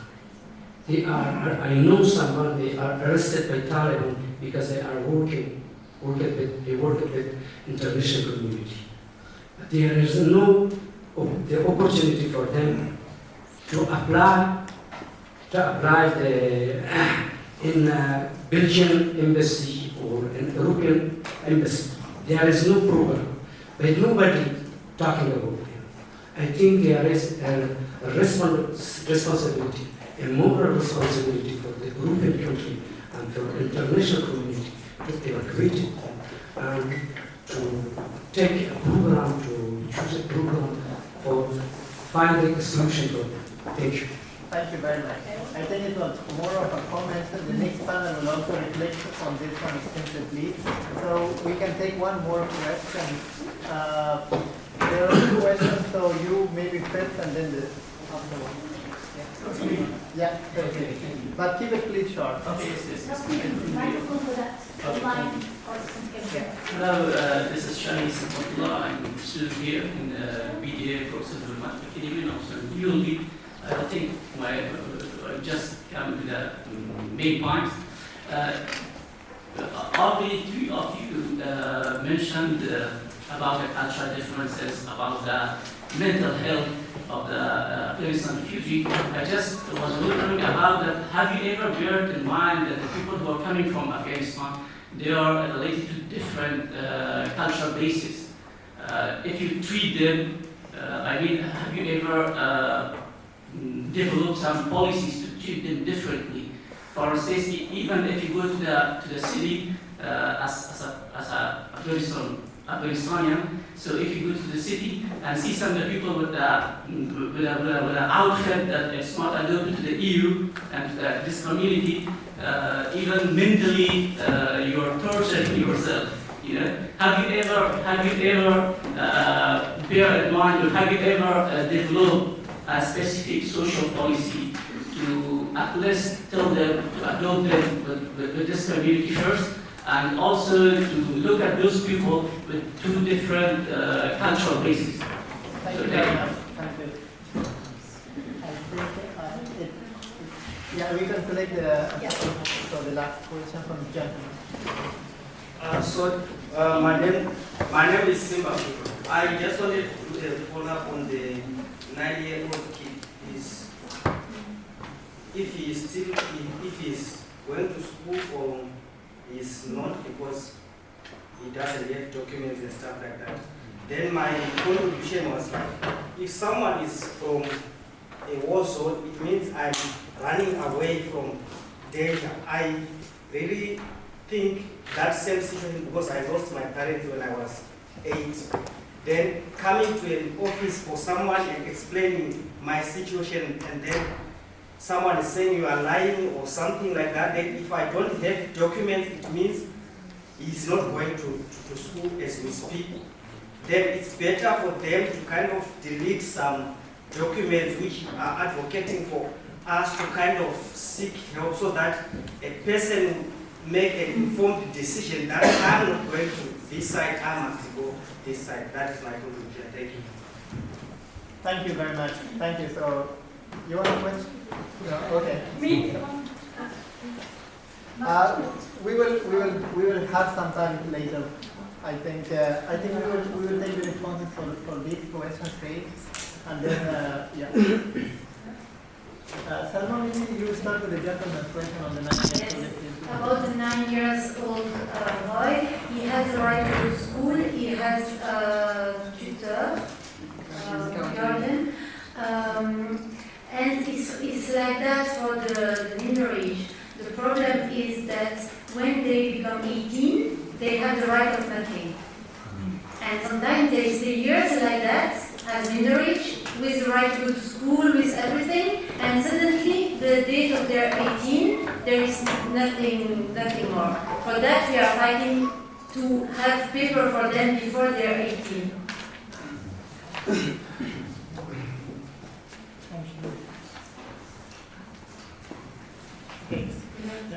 Maybe the question about the integration, I'm not sure I understood it correctly, but I think from our, let's say, research on various integration programs, and but sometimes integration programs actually more, how to say, resembling assimilation programs or in migration management tools.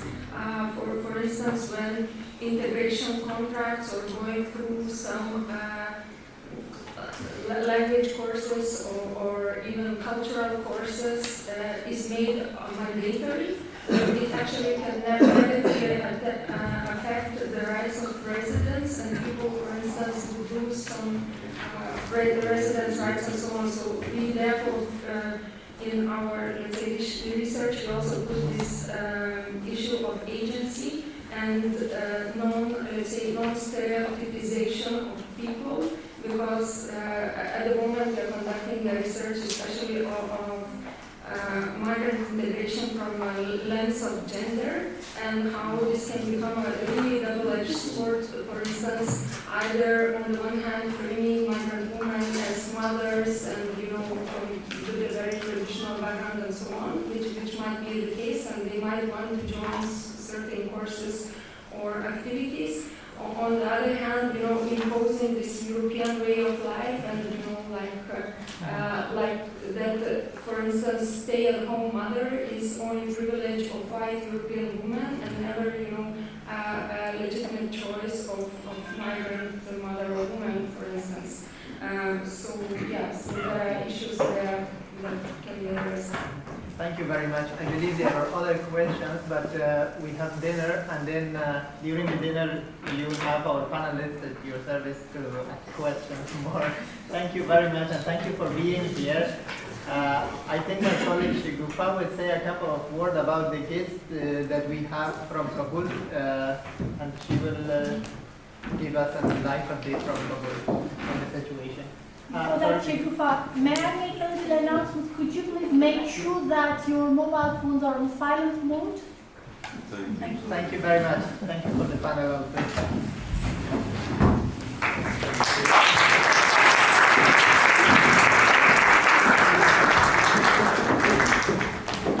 Thank you, Vali. Considering the great importance of having voices from the ground, considering the great importance of having voices from the ground, we have the pleasure of having Mujda Tabashinu with us. She is an assistant professor and also worked as the dean of the social science faculty in Vrije University. She is a human rights and civil society activist who has been really involved in recent advocacies and protests for women's rights and Afghanistan women participation, political participation, and their rights to be recognized as independent, let's say, independent human beings. Mujda also has developed and wrote a couple of academic papers that are published in various journals, and probably will have the chance to share with you the link afterwards. And now I will leave the ground for Mujda to start her speech.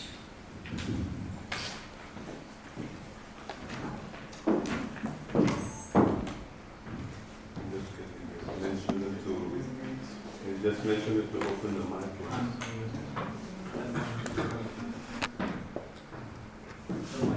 Yes. Mujda John, can you please unmute your mic? Yeah, it's done.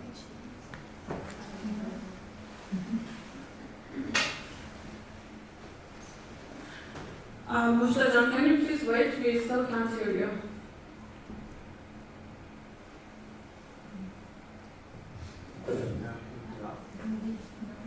Can you hear me? Yeah, it's fine now. Dear respected members of the European Parliament, reporters and members of the audience, first of all, I want to thank the organizers for allowing me to speak on behalf of Afghanistan women and I hope by doing justice and by conveying my message. I want to emphasize that the two happenings was the beginning of all misery and the elimination of women from the government, and this shouldn't be overlooked.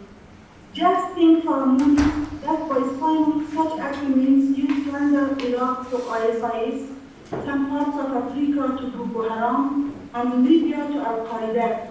And then what can we expect from them? How tyrannous and oppressive their rules would be, and the kinds of crimes they would commit against their people, especially women. Meanwhile, the Taliban are the most extremist and fanatic group among them. The shocking crimes they committed against women and every human value in their first rule were not hidden from the world. They organized enormous and deadly attacks on universities, educational centers, and hospitals, and hundreds of women lost their lives under their waiting and spanning. The case of Roxana, a young woman who wasn't above 16, under their spanning punishment is one out of hundreds of their burnings. The Taliban's hostility against women, civic values, and human rights were abused to the international community. Yet, despite all this, the fate of 40 million people was mysteriously handed over to them, and they took control of over $8 billion worth of NATO military equipment.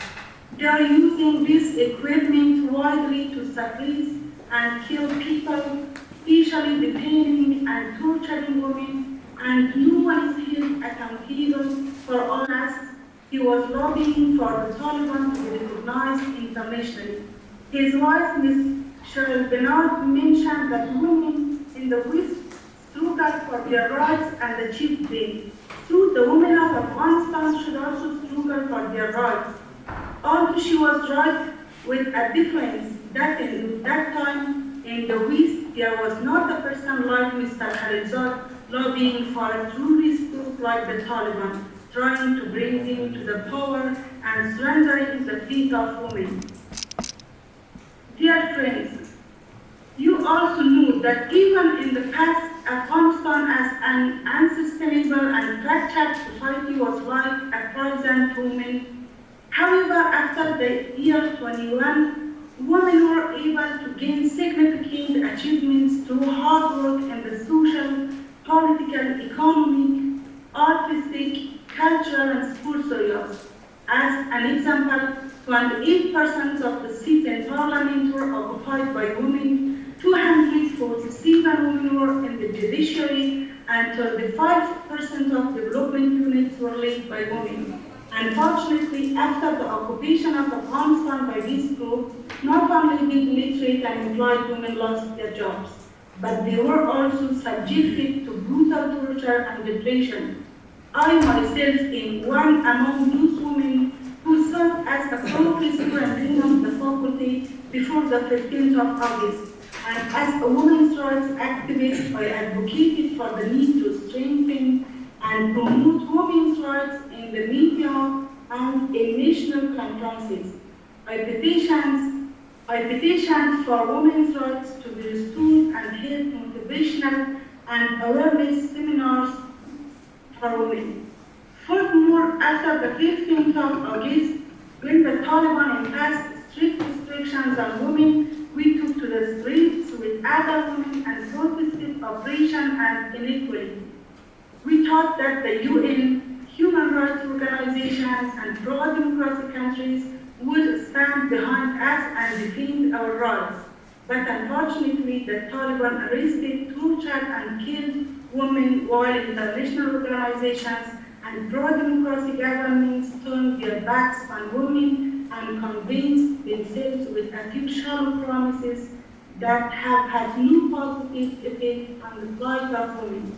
A very different approach to what the UN and the international community as a whole are doing to women. The arrest and torture of women are not limited to Alia, Tamanna, and the murder of civil activists in Bach province, including Sultan Shati, a professor at Vrije University, and dozens of other women. These are a few cases that have been leaked to the media. While we are witnessing numbers of torture and detention of women, and these statistics reach thousands, and the Taliban, by creating an atmosphere of truth, are not allowing anyone to investigate. Many women have been killed so far, which has been covered up due to censorship and media restrictions.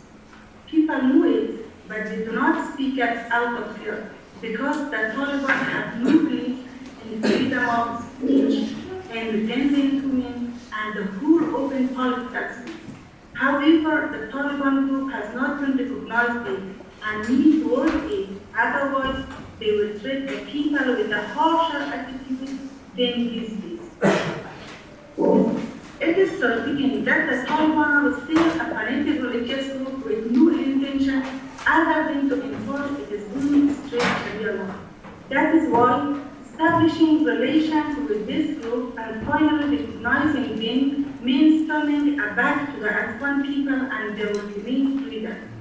The women who set out on the dangerous path of the goal of the brightest days after 21, today all their efforts have been wasted and returned to zero. The issue of losing the job, political, social rights, and freedom for which women have worked hard for 2 decades is now a marginal and unimportant issue. Surviving and breathing under the Taliban have become the only dream. Imagine a Taliban soldier standing on the side of the road. He He has the power to invest and punish you without the permission of his superior, and he can violate the privacy of individuals instead the voluntary and private message. And if he wants, he can imprison you or even shoot you in the head and face with a bullet. They are also allowed to enter people's homes without the permission of the court or their superior. There are laws and principles defined to protect the lives, property, and reputation of women. Or there is no court that listens to the protests and complaints of women or the entire public. Women rights activists and those who have been involved in political and social activities in the past face insults, humiliation, and persecution. They spend their days and nights with fear, stress, and tension. In the past 8 months, I did not only lost my job, but I also changed my residential place several times for my safety and rescue from the pursuit of the intelligence service of Taliban. Some of my friends who still to leave the country are in the same situation. Few women who have not done important work in the past to restore women's rights and raise awareness or to take part in demonstrations against Taliban work in very low positions. They must observe the hijab and the strict rules of Taliban. During this time, when I was too tired of home isolation, I decided to talk closely with the Chancellor of the University and the Taliban's Higher Education Minister about my duty, even if something bad me occurred. When I reached the gate of the university, the guards did not allow me to enter the university. They said my gun is short, although I had observed the hijab based on Taliban wish, and only my boots did not cover my feet. I had to return home. After that, I went to the university the next day and waited for hours, and finally, the secretary of the university chancellor told me that the chancellor doesn't want to meet the women. Please send your spouse. I also went to the office of higher education of our daily life under Taliban regime. I would like to remind you that women and the people of Afghanistan in general are dissatisfied with the approach of the international community and the United Nations toward the Taliban and Afghanistan.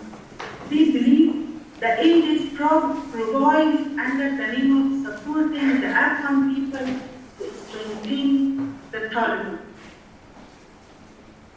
In conclusion, I would like to mention that if the United Nations, pro-democracy countries, and human rights organizations want to do something for the Afghan people and democratic values, they have to implement broader programs than projects and cross-cutting work.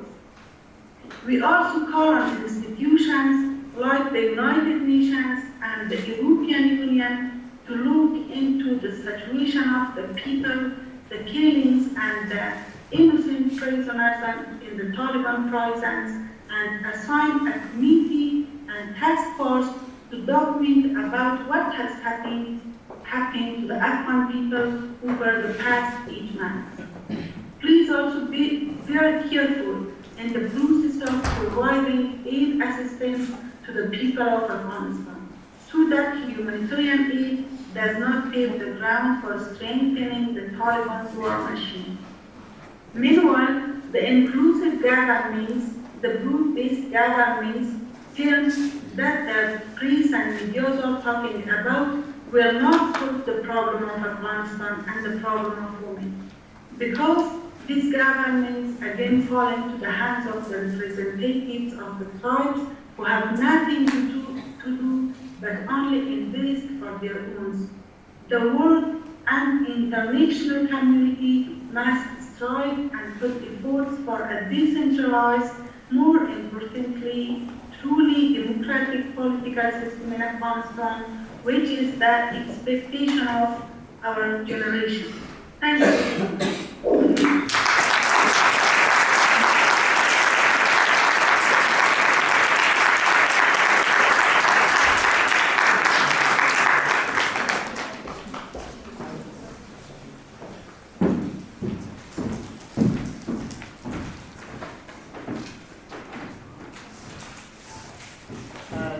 very much, Mujda. I hope you see me. It was very sensational, very important, and very brave of you.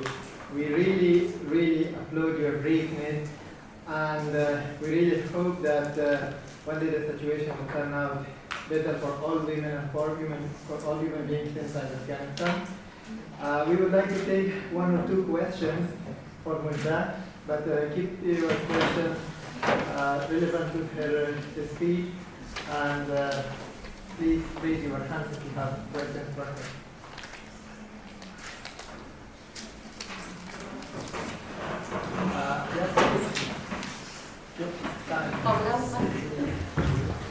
Let me pass.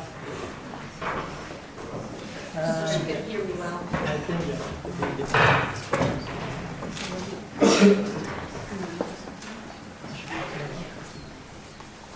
Thank you so much, Mr. John. My name is Samantha Sidi. I'm a political advisor of the European Parliament. It's magnificent to be able to hear your story and to listen to actual live testimonies from Kabul.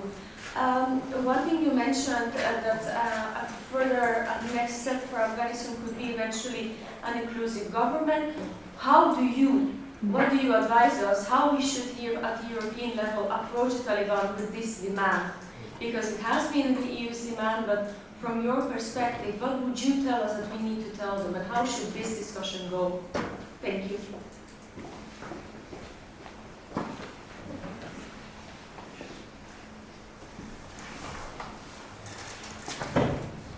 Unmute.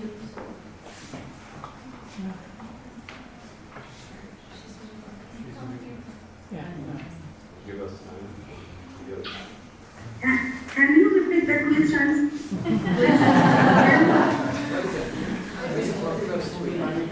میشه شما گفتن که شما درباره مشکلات داخل افغانستان گفتین و خواستهای شما در جامعه جهانی مشخص بود.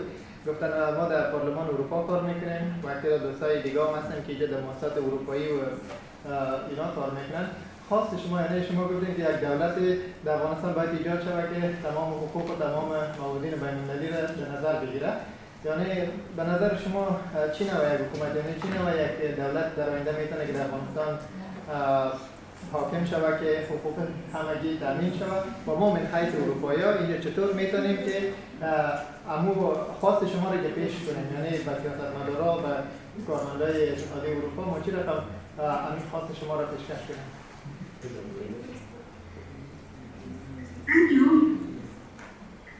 Afghanistan has experienced decentralized and tribal governments through the past 300 centuries. Now, all the Afghan people are dissatisfied from decentralized countries that the Taliban are the same governments that we have experienced in the past decades and centuries. Because of this, all the people of Afghanistan want a decentralized government that all the people show themselves and see themselves in the government. That is like a missionary government that all the people of Afghanistan, the young, the elites, and all the literate people of the government should be in that government. Unfortunately, we are always evidence that the UN organizations and also the US support the determined people and also determined governments. Not all the people of Afghanistan that they are elite and they want to bring a decentralized and democratic country. Now all the people of Afghanistan from the experiences of the past 2 decades know the value of democratic government and want a real democratic government that be decentralized and all the elites, all the ethnicities, all the people see themselves in that government and also that must be the people, the government of the youth and the elite people, not the leader of the tribe, not that people that always we experienced their government in Afghanistan in the past decades and centuries. Thank you very much. We have one more question for Mujda, and then we'll continue with the next panel. Question? Yes, please. I will come to you.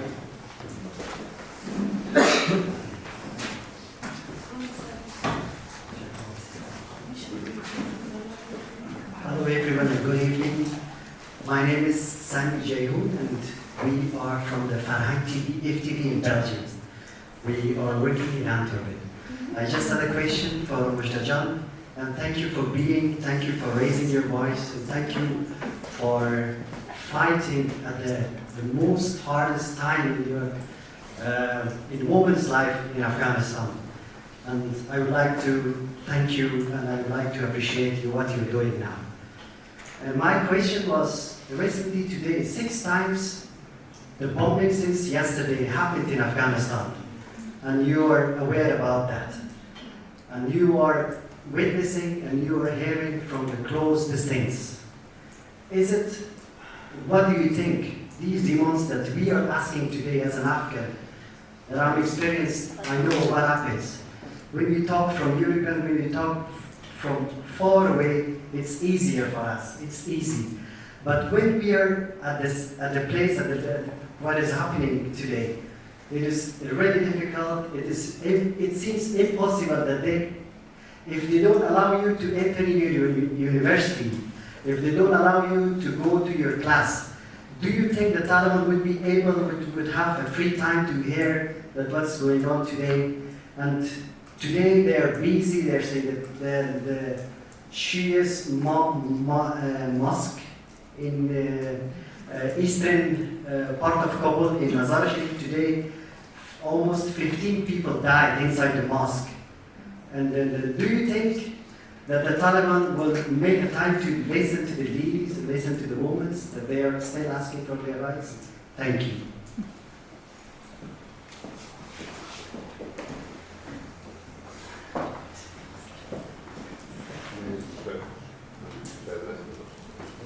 As all your witnesses, that Taliban and its government refers to the aims and the goals of the past governments that continue the genocide that is against Hazara people, that is against Tajik people, and that is other ethnicities in Afghanistan, unfortunately. All your witnesses that the Taliban that don't take the responsibility of all these attacks in Afghanistan and in different provinces. We know and we are sure that Taliban that don't allow us, don't hear us, don't listen us, and neither allow us to go outside, do our jobs, and even walk outside without a mahram, without hijab, or without burqa.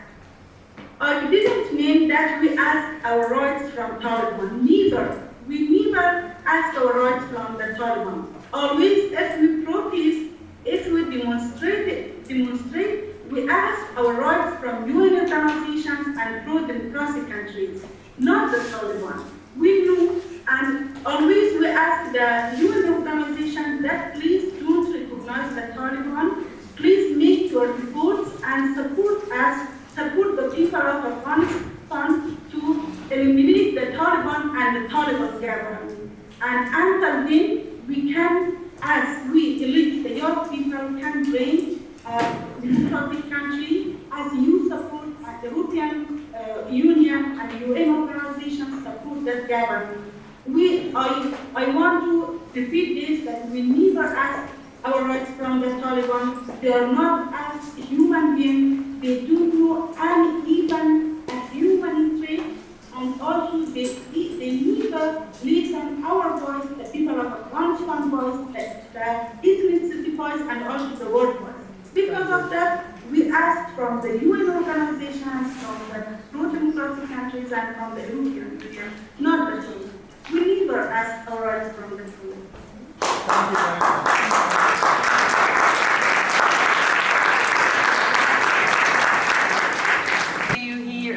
To hear you, and I'm absolutely a fan of your work and follow you very closely. What I would like to ask is, we have had around 3 weeks ago a hearing on Afghan refugees in the European Parliament with a representative from the Afghan LGBTI community. This is a community that has been not getting attention at all, and they are in great danger.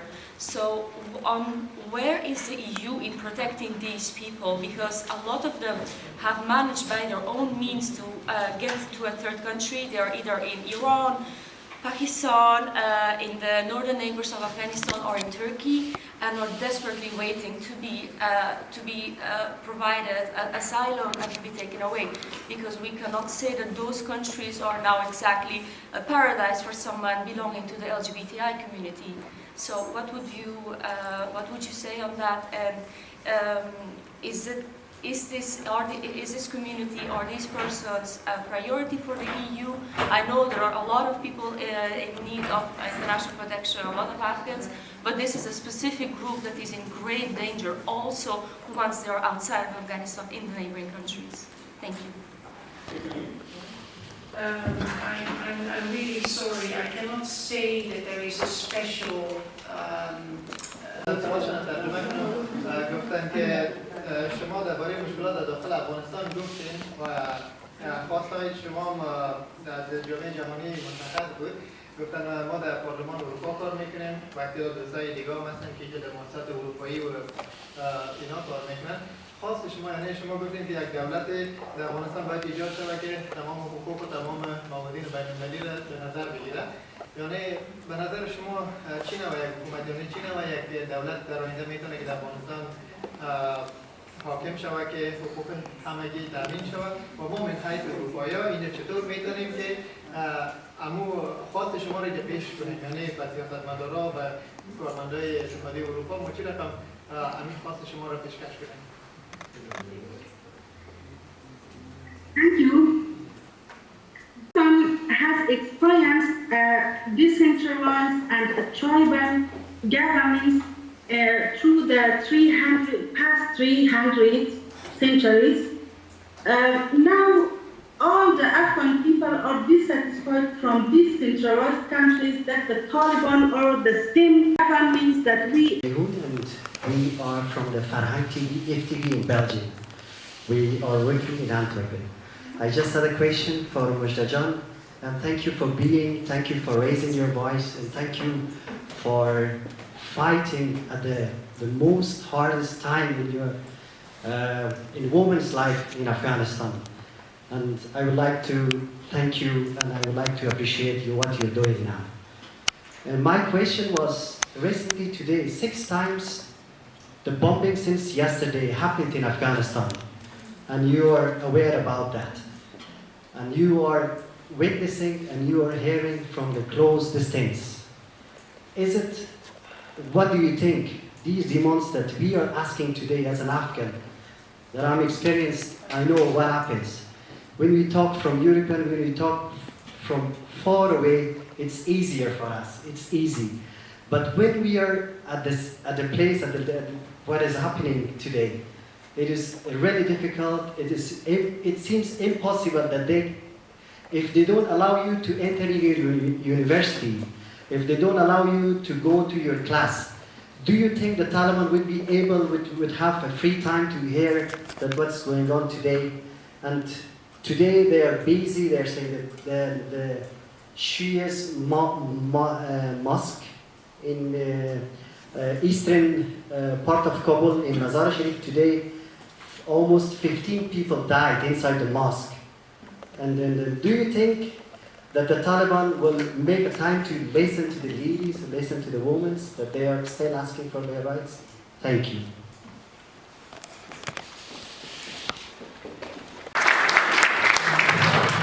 Thank you very much, Mujda, for being with us today and for sharing all what they say. We are going to move to our next panel. You can be here with us and you can listen to the panel what we are discussing. radio and other sorts of media and news. So thank you very much, Terry. So we are happy to have you, and please the floor is yours. Thank you very much, and thanks everyone for hanging in late with us here. We can't stick to time anymore. I don't think that's possible, but we're starting when we were supposed to be ending. But I'm very thankful to have such great panelists here. As Ahmad said, I've been covering Afghanistan since 3 months after the U.S. entered the country. And have gone back many times. So this country is very dear to me, both personally and professionally. And I'm very flattered to be asked to moderate this debate. I did want to take issue a little bit with the title because for many of us it is not forgotten. And as Lynn knows, we do still bring it up, covering the EU and NATO, but it does not seem like people are listening. So we can ask a lot of questions, we don't seem to be getting a lot of answers. But I will introduce my panel briefly. I believe Jamila will be coming. Here to my right, we have Stella Runer-Grubacic from the EEAS. We're very lucky to have you. She is the Ambassador for Gender and Diversity at the EEAS for almost a year now. And she will be discussing the Afghan Women Leaders Forum, which is a new initiative by EEAS. So we do have some good news here. To her right, Leiluma Sadiq, my very good friend, and the only Afghan journalist accredited to NATO and the European Union, which is just remarkable, not in a good way, that we don't have more Afghan journalists working, covering the institutions, asking questions, demanding responses. This is incredible, but Leiluma is very famous in the press corps here in Brussels. We all know her and love her. Yes, she's. And to my left here, Ofran Barakshani. He is chairman of the Gilgamesh Foundation, which brings together a group of young women and men and friends of Afghanistan who are passionate about cultivating shared cultural values and working for peace. And he will be discussing the current and future political situation in Afghanistan. But we are going to start with Stella. I'm very interested to hear about new initiatives. Happy there are some, because very much now, and now I also cover Ukraine 24 hours a day as covering NATO and whatever the headlines are. So I'm so happy to hear that there are new initiatives, that inside the institutions there are people like you working on them. So please, thank you for being here, and please tell us, give us some good news. Give us some energy around the session. Thank you, Terry, if I may. First of all, I think I should really start by saying, because already there was a little bit of discussion like who is responsible for what. So indeed, I work in the EUAA, so the EU's External Action Service, which really means also, with the mandate of being Ambassador for Gender and Diversity, that I am not, underline, not dealing with humanitarian aid, nor am I dealing with migration issues. So everything that was discussed earlier is really a different, it's a different topic for me, even though I must say that having been ambassador for the Netherlands in Athens until last year when I joined the EU, I of course am quite familiar with the whole issue of refugees from Afghanistan, especially in Greece. So it gives me a sort of a special view on what I'm doing now. So as you mentioned, I started in this current position in the summer of last year. And of course, indeed, as you also mentioned, that was like 6 weeks before Kabul fell to the Taliban. And it became clear to me almost immediately that this would be something that I really should deal with. Of course, I should start by saying also that, I think you all know there was a statement issued by the EU, by the Council, Council conclusions more particularly, which outlined the 5 benchmarks for EU engagement. Just very briefly, free access for humanitarian aid, allowing the departure of foreign nationals and Afghans at risk in line with the United Nations Security Council resolution, respect for human rights, particularly women and girls' rights as well as minorities. Also, we just talked about that, the establishment of an inclusive and representative government, and the commitment that Afghanistan will not serve as a basis for exporting terrorism. So to me, when I saw that those kinds of conclusions, it became immediately clear that this obliges us to monitor the situation and to know, to do all we can to make sure that we know what is happening. We started doing quite a reflection job, I must say, to consider how are we going to do this? How are we going to do this, knowing, of course, that many Afghan people at that time were still fleeing the country, that therefore many of the resources in the country would be tapped, though not all. I think there is a great difference with the previous situation that you have internet now, that we can watch people live from Kabul. I mean, that's an important source of information. But so what we started to do was really to develop, I started having, I don't know, lots of meetings with Afghan women that I started to come across here, but also in other countries, to try and get an idea of what is it now that women need, that women want. And from the talks that I had, one thing became very, very clear, and that is many of the women were telling me, you know, we don't only want to be involved with the humanitarian aid. We want to be involved in the political dialogue about our country. Can I just ask a question Yes. here? You mean people that have left? Yes. You were not speaking with women in Afghanistan, you're speaking with... Then not. Okay. Now I am. Oh, okay, Yes. all right, Yes. just to make that clear. That was, that was really like September, October, November. I went to New York, I saw women there. You know, in the meantime, I've traveled to several countries. And as I said, one thing that became very, very clear was we want to be part of the political dialogue. We want, the quote was at the time, make the women's voices heard. And many of the women were saying, we have our own voices. We will speak for ourselves. And the EAS promised to make sure that happens. Yes. In these 5 points. Yes, yes.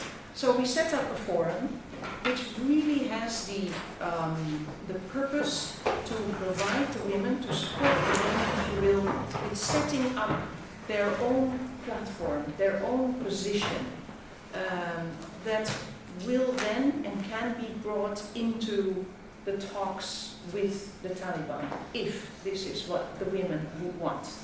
But in any case, the first step is really have this conversation. So we had the first, I call it sort of the kick-off session of the forum, and you were there, on the 10th of March, in which we ultimately, it was hybrid or it was mostly virtual, but we gathered about 60 Afghan women around the virtual table, some of them indeed from Kabul, and discussed how are we going to do this. It was really a kick-off meeting. It was the first time. But I think it was a success in that sense that we gathered so many women from all walks of Afghan society, from various minorities, with very different backgrounds. We have many parliamentarians, but also journalists, activists, but also women who had their own companies, women who represent completely different sectors. And meanwhile, we've had the second edition of the forum too, which was called by the participants of the forum themselves after the decision to cancel secondary education. So it shows that it responds to a need. And I think what we know now is we will take this forward. We also know this is not a one-off. We cannot, this is not something that will have a result tomorrow or the day after tomorrow or even next week. We are going to take this carefully. It's also clear that we have women with very different opinions. So the diversity of opinions is enormous, and that is a challenging thing, of course, to deal with, because not everybody agrees with everybody else. But that is, I think, exactly what this whole forum is about and what it should be doing. But of course, I mean, at some point we really do hope, and I hope that I and my support and the convening power that I do have representing the EU can help with that, is to indeed to work towards that goal of saying, okay, so this is what we want, and this is how we think we need to work to get there. That is really, it's in a way, a very daunting and challenging agenda, but also really something that we've started doing and we can continue to build on. I mean, it sounds very encouraging, but forgive a bit of cynicism. Yes. This exists then sort of siloed from the reality of governance on the ground because the Taliban doesn't care.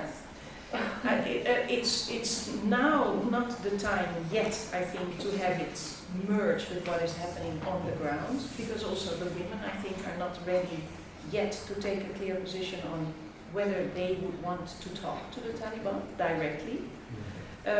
What I think is extremely important is it really provides me and my colleagues in the EU, and more particularly in the EEAS, with information about what the women want and how they think it should be taken forward. And what you to do. And that is information indeed that we can feed into the talks. It's certainly not these are certainly not negotiations, but the talks that are, taking place with a certain regularity with the Taliban. It's very interesting, and at least you feel like you're doing something. You know what I mean? Yeah.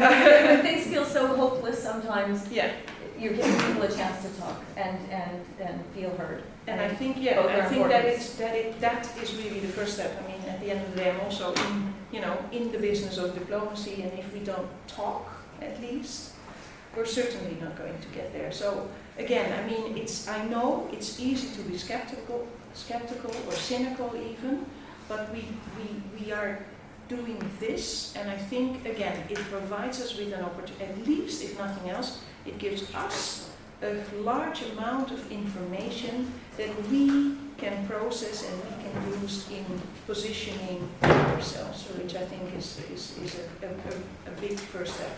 Wasn't cynical about you, but how it eventually would become any kind of policy in Kabul is just, and that's not cynical about you, but about them. Yeah. But thank you, that's very interesting, and I'm very encouraged by it. So that's okay. Who am I going? Jamila, I'm going to you next. So she actually was born in Ukraine. That was one interesting note I picked out of her bio. Boy, you've got watching bad news on all fronts at the moment, unfortunately. So Jamila, you're going to talk to us about your work on with the Center for the Collective Laïcité, Yala, and how you are working to fight against authoritarianism and forced state religion. Is that correct? I was not actually given a topic for you, so I'm guessing. Please, yes. I will speak in French. S'il vous plaît. Ah, parfait. J'ai demandé moi. Parfait. Alors, merci. Je suis ravie d'être ici. Et en fait, je fais partie du collectif Laïcité Yala. Et ce collectif a initié un mouvement à l'échelle européenne qui aujourd'hui regroupe à peu près 80 associations de femmes essentiellement qui se sont réunies en solidarité, en particulier avec les femmes afghanes. Et donc, à partir du 15 août de l'année dernière, nous avons été extrêmement préoccupés par la situation en Afghanistan, pour 3 raisons. La première raison, c'est évidemment le retour des talibans. Tout le monde sait, tout le monde connaît la nature violente de ce régime, surtout par rapport aux femmes, donc nos attentes étaient très basses vis-à-vis de ce régime. La deuxième préoccupation que nous avions à l'époque aussi, c'était l'abandon de la communauté internationale. Il faut le dire clairement, le 15 août, il y a eu un abandon de la communauté internationale par rapport à l'Afghanistan après un investissement de plus de 20 ans. Et la troisième préoccupation, qui est une préoccupation interne, la situation politique en Afghanistan était extrêmement précaire. Nous avions affaire à un régime corrompu. Et donc, si vous voulez, ces 3 préoccupations préoccupations ont détérioré la situation en Afghanistan. Donc c'est pour ça que nous nous sommes portés tout de suite solidaires des femmes là-bas. J'ai personnellement visité l'Afghanistan à 2 reprises pour m'impliquer dans différents projets éducatifs et d'aide aux droits des femmes. Alors, aujourd'hui, l'enjeu principal, il y a 2 enjeux principaux. Le premier enjeu tourne autour de l'histoire de la reconnaissance, évidemment, du régime des talibans. Et le deuxième enjeu, c'est l'aide humanitaire. On est face à un peuple en très grande souffrance, avec une crise humanitaire sans précédent. Il faut l'aider. Mais comment l'aider? Comment aider ce peuple sans pour autant reconnaître les talibans? Comment faire parvenir l'aide humanitaire sans pour autant renforcer les talibans? Je n'ai pas de réponse à cette question. Mais ma préoccupation est là et c'est une préoccupation qui est aujourd'hui partagée par de très nombreuses associations de femmes. Alors, voilà donc ce que nous faisons. Donc, nous avons publié jusqu'à maintenant donc, 3 textes. Nous les avons publiés dans les journaux français, belges et allemands. Et nous travaillons en partenariat donc, avec des partenaires allemands, des partenaires belges et des partenaires françaises. C'est le noyau dur. Alors maintenant, nous voulons faire plus. Nous voulons offrir plus de visibilité à cette cause qui nous tient à cœur, parce que pour nous, il s'agit d'une cause de dignité humaine. Tout le monde a le droit à la dignité humaine. Et tous les réfugiés doivent être considérés exactement de la même façon. Malheureusement, nous voyons dans le contexte actuel qu'il y a des réfugiés VIP et qu'il y a des réfugiés tout court. Donc, ça nous met aussi face à certaines, face à certains malaises, face à certaines préoccupations.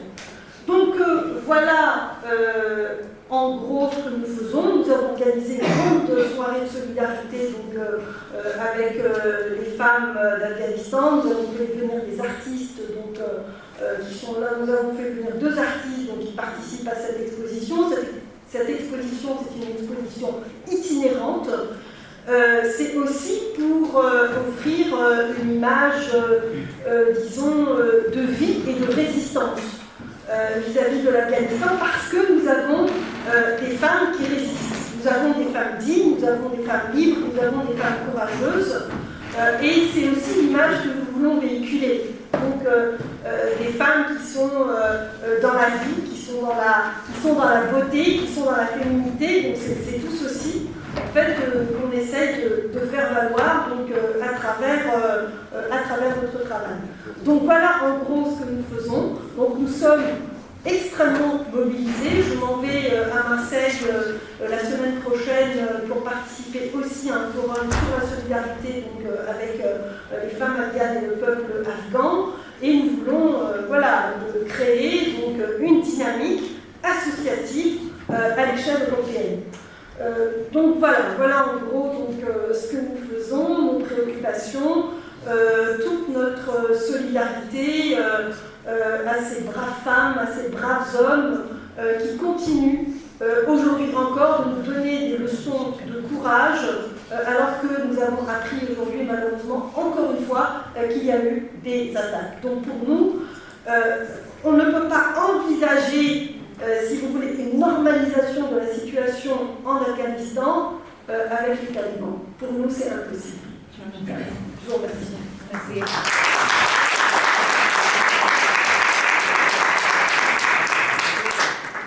That feeds well into Leiluma's presentation, because she also considers it impossible to work with the Taliban. And as you know, Leila covers NATO and the European Union and asks hard questions often. And so, Leiluma, I think you're going to talk about also what you see, how you see the prospects of international aid, because I think that's broadly the subject of our panel. And it is very difficult to me to see how you can get humanitarian aid onto the ground, and I know it's something that governments and the European Union have been grappling with. How do you help the people without helping the Taliban? And I mean, I don't know if there's any way to keep that clean, to keep that distinct, but I'm interested to hear what you found out. Yeah, it's very difficult to talk about that. First of all, let me say and express my deepest condolences about the attacks that happened in Afghanistan in this few weeks or few days, especially. Okay, we will continue after.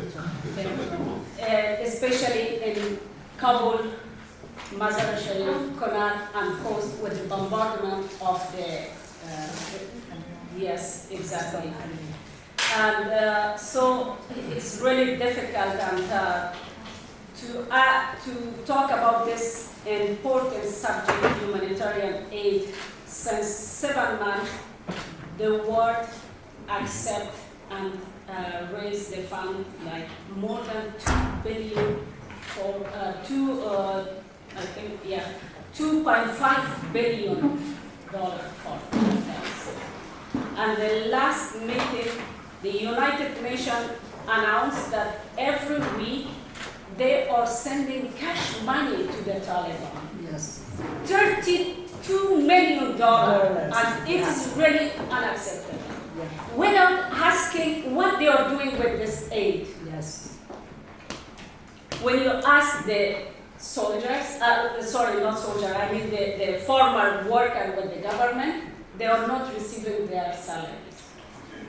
The aid is not arriving for the people really they are needing. Yes. Food aid, yes. Exactly. They're not getting money for food. And what are going on in Afghanistan?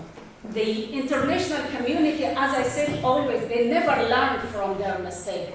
They give the aid for the previous government and they just put it in their pocket and for the family around, and they escape and they leave us in the same situation, and now it's exactly the same.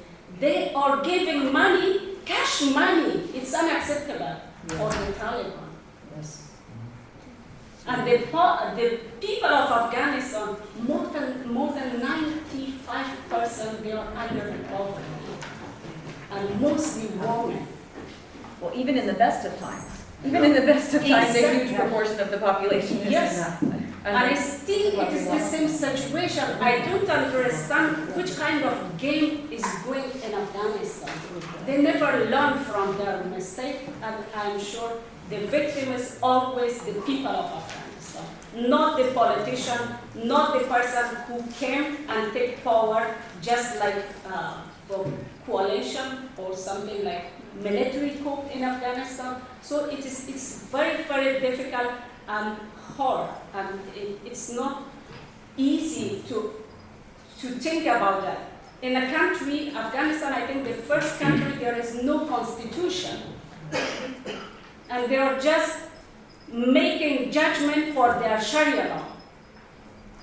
And does not exist. The country is not going on like that without any constitution. There is no respect for a woman right, human right, minorities, exactly, and also women activists, journalists, civil society. There is no right at all. They are always victims. And now it's like a genocide in Afghanistan for the Tajik, for the Hazara, for the Uzbek. We should raise our voice. We stay since, as the other previous speakers, they say that more than 300 years that Afghanistan, the same situation with the same system. If it's continued like that with the centralization, never change something in Afghanistan. Why we are not look at a little bit openly in the other way that we give a chance for everyone in Afghanistan? We should think for the future. For the moment, they're like killing the future of Afghanistan. Women are at home, girls are at home. There is no right for them. How should we think the country is going in a good way? and the humanitarian aid. It is something like, time to time, I think that they are taking from one hand and give it to the other hand and supporting them, and then who are the victims? The people of Afghanistan. Well, the explanation was that they wouldn't give development aid, but they would give humanitarian aid, right? But it's more or less the $32 same. million. Yes. It's going somewhere and not into humanitarian. No, not at all. For me, I think the best way to put a strong sanction for the Taliban and also for the countries that they are supporting the Taliban. And also, if they are not going in that direction, so they are giving more power for the Taliban. And Taliban is like 3,000 or 4,000 people, and they are sorry, this word I cannot pronounce it goodly, like 40 or 35 million of the population of Afghanistan. Taliban are not the majority.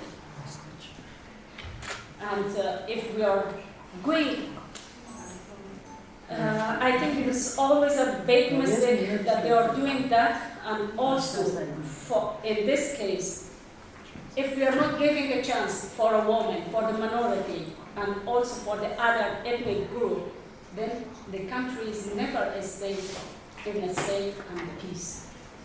peaceful. Till the moment that let me say this word because no one is talking about that. In Afghanistan, I know now it is very, very hard and difficult, but we must talk about it. Federalism, the best way to change the system. Second, we should make separate religions from the politics. It means like if we can one day like a laicity. Third one, very important, why not give more power for a woman? This time we should think about that. Because we experience everywhere in Afghanistan. But maybe this is the time that we give a chance for a woman and give more power to them and see, I'm sure that they are doing in the best way, because the women are more like strong and they are capable to run the country. For me, it's really important. And I'm sure and I hope one day we have this reality happen in Afghanistan.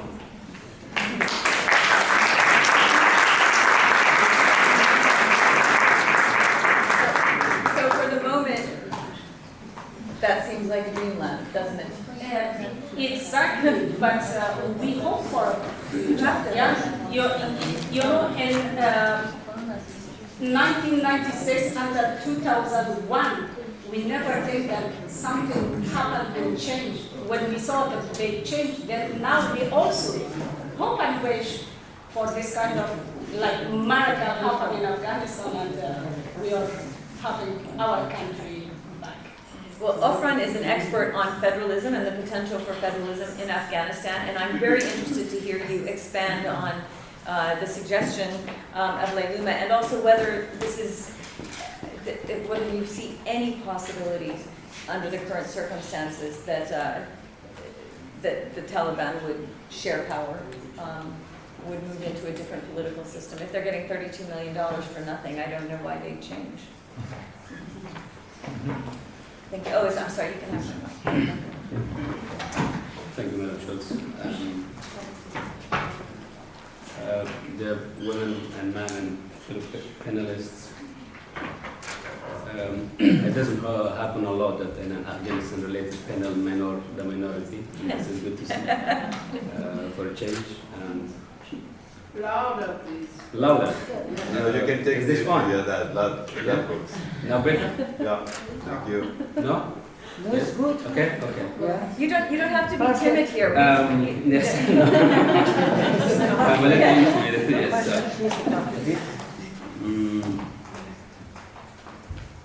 As a student of philosophy, I came to learn that language as the most important structure of our life. we are in rethinking Afghanistan. We are in need of a deconstruction of a few definitions, and I have always been fascinated by the American civil rights movement, and in the past 6 or 7 months, I have revisited their literature and reread again all that Dr. King had produced from the speeches and the books and everything. And if you replace the word Negro in his literature with Hazara or with Tajik, and if you change the word white man, of American white man of the time, with the Pashtun political elite, and if I translate this into Persian or any other spoken language in this room, and I do not mention that this is from MLK, you would think that this is the story of the current Afghanistan. And Dr. King makes a difference between 2 kinds of peace, a negative peace and a positive peace. The negative peace, he says, is the absence of tension in a society. This is the approach that we have had for the last 50, 60 years that we were involved in Afghanistan in rethinking its politics. The positive peace, he says, is the presence of justice.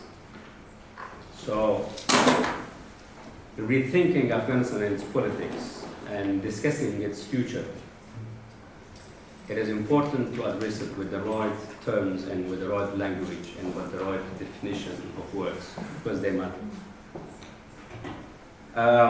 Why does this matter? It's because in this room, every time I hear the word Afghan, I think I'm not part of it, because I'm not an Afghan. I'm a Persian by origin. Culturally, I'm a Tajik. I could be a Hazara, I could be an Uzbek, I could be an Afghan, but I'm not. From the very inception of this country, from the very beginning, this imposed identity, this imposed border, this imposed name has been the main thing, the core of our struggle for social justice and equality in Afghanistan. The cause for equality and the fight for equality, the struggle for equality is not something of today. It started about 70 years ago. And 65 years ago, for the first time, someone came out and proposed a federal system for Afghanistan, because they knew then that only within such a structure of power sharing, we could guarantee social justice and we could guarantee minority rights. And then the political elite labeled them as the traitors and as anti-Pashtun and as separatists, and any possible way to just get away with the possibility of the, let's say, occurrence of a new political discourse in Afghanistan. So, like we do in all languages,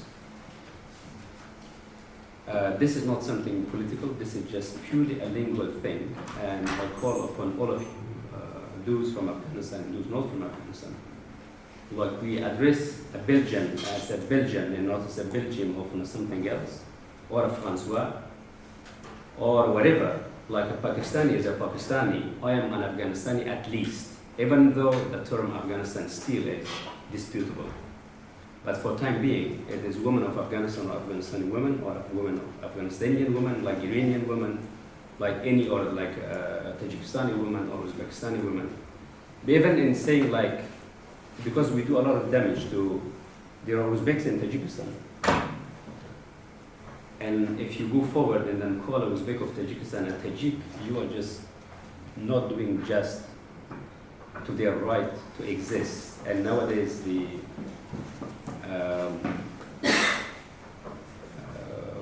there's a French-English researcher who has come with these modern theories of citizenship. And we have entered, like, I don't even know how to define myself. I was 11 years old when I left Afghanistan and I came to the Netherlands at the age of 13. So if time matters, I'm an European, like anyone else. I'm a Dutch, I have a like civil identity, I'm Dutch, and there is no any difference between me and any Dutch that is born there for 5 generations. We have the same equal rights and stuff. So we are now in that phase of, hopefully, in Afghanistan, we are not past that phase of the tribal thinking and imposed politics and narrow thinking, but in the rest of the world we are, and we don't have to invent the wheel again, as they say. When addressing Afghanistan, before I come to the main thing, then addressing Afghanistan and its people, there is a term, just follow the structures and the rules of grammar of human language, and you will end well. 2 words about the Gilgamesh Foundation, and I'll come to your question. This Gilgamesh Foundation, as most of you hopefully know, and I think you do, Gilgamesh is the oldest surviving story in human history. The story goes back to the kings of Babylon and what is now Iraq. Probably the story is much bigger and much longer, and a few pieces of this story has survived. And from the Great Flood and Bible and many other stories that we have come to learn as the earlier stories, they all have their inception, their origin in this little reserved story. There is a certain will in this story to survive. There is a certain thirst, there is a certain struggle to exist, and that part of the story has managed its way up to our times. And that reminds me of the endless struggle of all people in the region, from the Arabic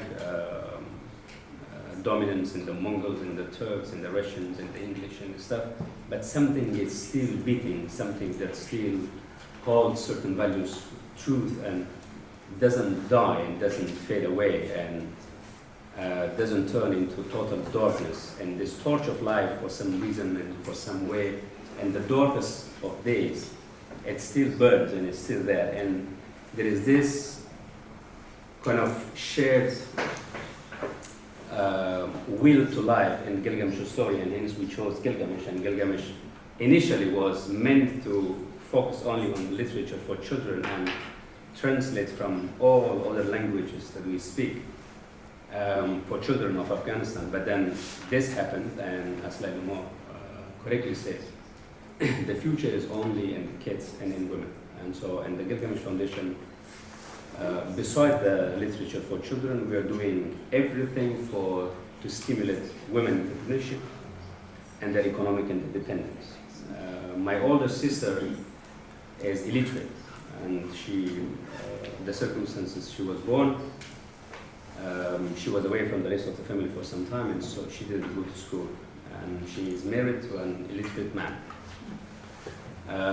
Lucky for her, a very beautiful man, but she is a very good cook, and she started cooking for an NGO, and for like 10, 12 people, and they found it so good, and so the next, and she started cooking for around 90 people of 3 organizations.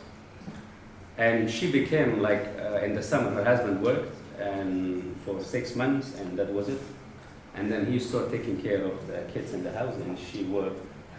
And then the amount of respect in that household for that working woman, like imagine like an Afghanistani man, illiterate, in some God-deserted village in northeast Afghanistan, starts to cleaning the house and grooming and washing clothes and stuffing, all because she brings the food and she works. And so I think to give women back their dignity and to give their rightful place in the society, it is of great importance that they stand on their own feet and get this economic independence. And now,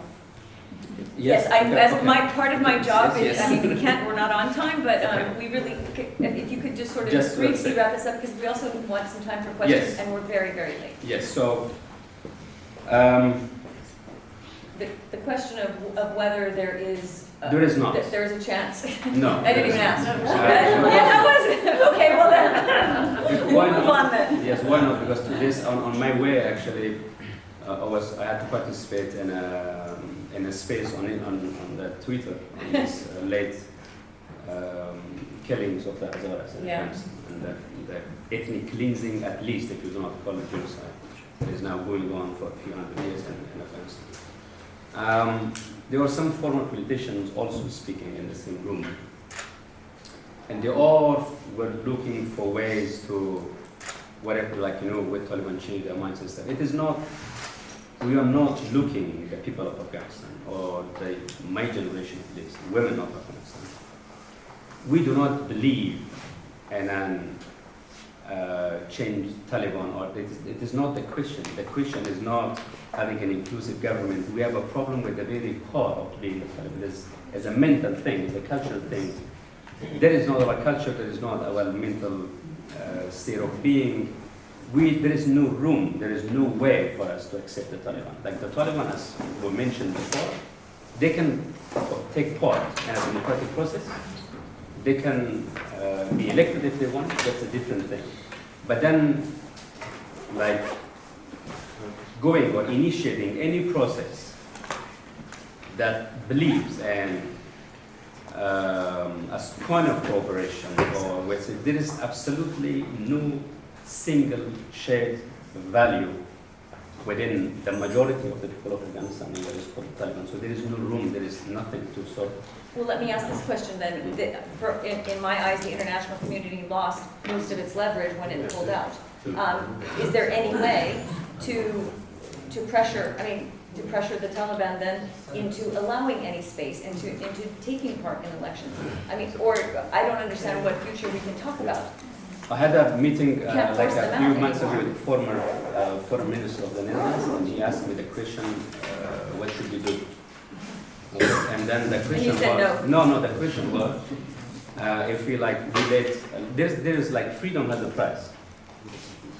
We have already paid like hundreds of thousands of lives. It is not like, what is the difference between the human being of Ukraine and Afghanistan? If it's in terms of your European Union and the very center of human rights and human values and cultural values, etc., etc. Ukrainians, they are human beings, they are, of course, European, they are part of this history, they are part of this culture, they are much closer, and the war is at our doorsteps. And then there's a completely different thing, and then we are able to initiate any process in a week, and Ukrainians can work in a week, which is beautiful. But at the same time, we're not true to ourselves.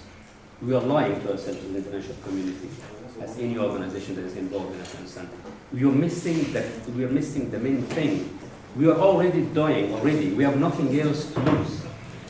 There is no bargain in this for us. So even if we continue dying, the cause is clear for what we are dying. It is worth dying for.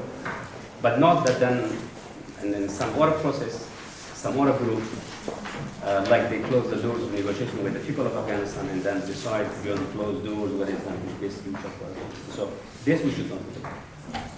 Okay, but do you see any way to pressure the Taliban now? Yes, do not recognize the Taliban. We can continue the discussion after iftar because some people are really they have to go for iftar. Maybe we come back, we continue the same thing. So some people they really need to because we don't come back as a panel. I mean, that's not going to happen, unfortunately for me. But I mean, could we take a couple of questions? I mean, we can take it over dinner while we are eating, while people are iftaring.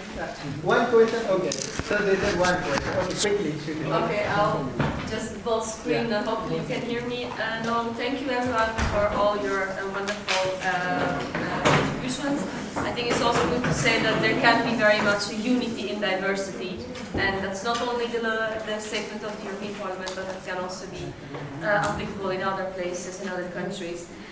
Just one question for Ambassador Ronel Grubacic, and I'm so happy to see you here and to hear you, and I absolutely thank your work and we follow you very closely. What I would like to ask is, we have had around 3 weeks ago a hearing on Afghan refugees in the European Parliament with a representative from the Afghan LGBTI community. This is a community that has been not getting attention at all, and they are in great danger. So where is the EU in protecting these people people because a lot of them have managed by their own means to get to a third country. They are either in Iran, Pakistan, in the northern neighbors of Afghanistan, or in Turkey, and are desperately waiting to be provided asylum and to be taken away, because we cannot say that those countries are now exactly a paradise for someone belonging to the LGBTI community.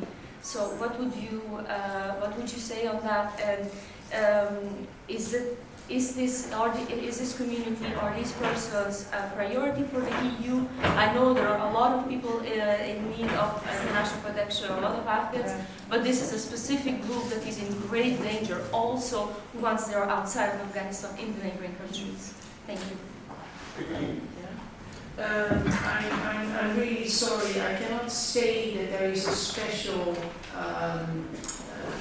mechanism for this, or that there is a special how should I call it, like a category.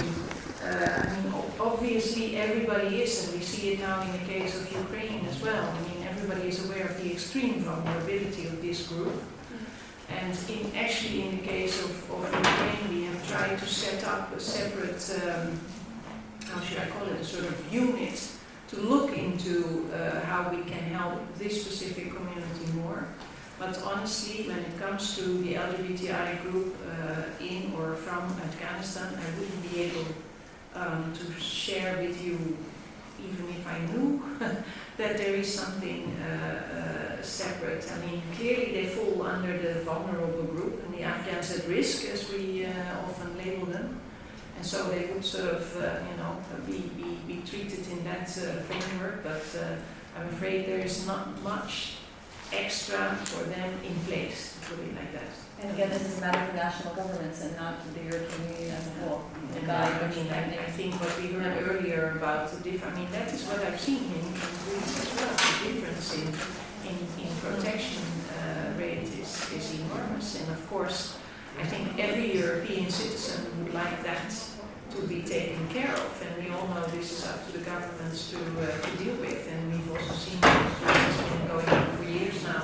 Yeah. And we're still not there. Thank you to my great panelists. No, I'm sorry. But yes, I guess people can speak. Thank you. It's like a selected person, but we are giving this for the.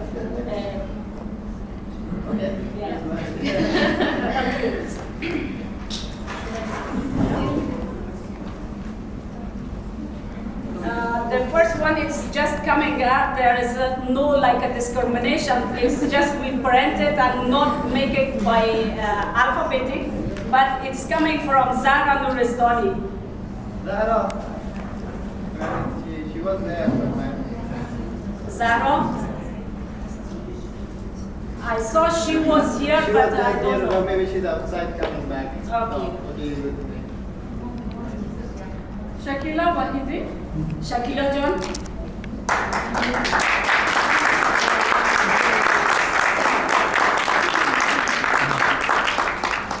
Shakila John is a wonderful woman activist and also active in an orphan working for a woman in Afghanistan, and since years she is living in Belgium, and she's always supporting, and congratulations for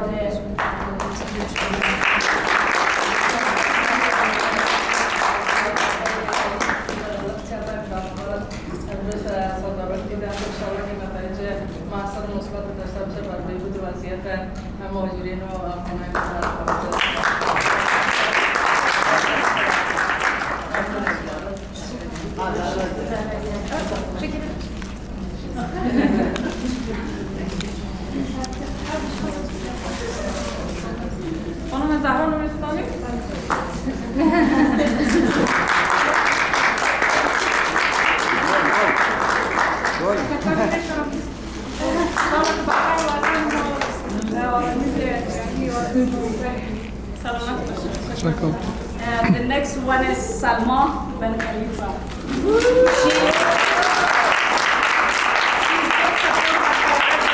I'm sure most of the Afghan refugee knows you, and thanks for a lot of work that you did.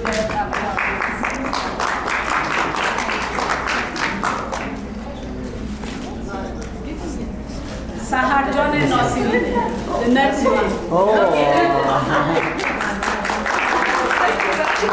She's a person that's supporting, like always in the European Parliament, push everyone, and I'm really very happy to have you here, and I wish you all the best. You are a big supporter.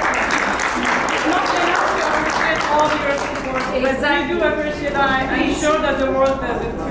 Oh, thank you so much. And also, NADOE is a small organization, and we never forget your support. Thank you.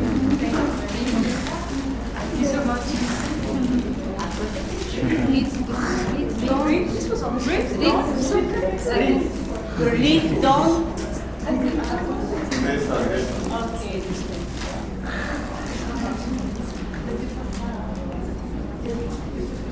From Latifa Youssefi?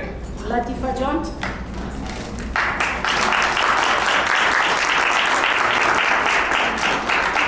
Latifa is the person always and everywhere for the Afghan matter. She is always supporting us and stay with us. Thanks for being. The most important woman that everyone knows, Minajone Kasimi.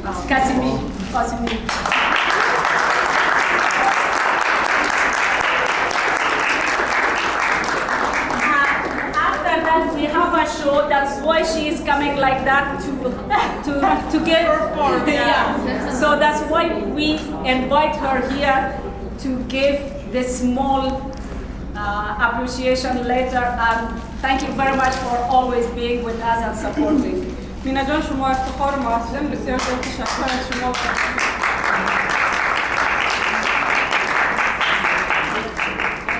We have Khotira Shafak. I think she's not here because she sent a message and she has some. Kobrajone Dastagirzada.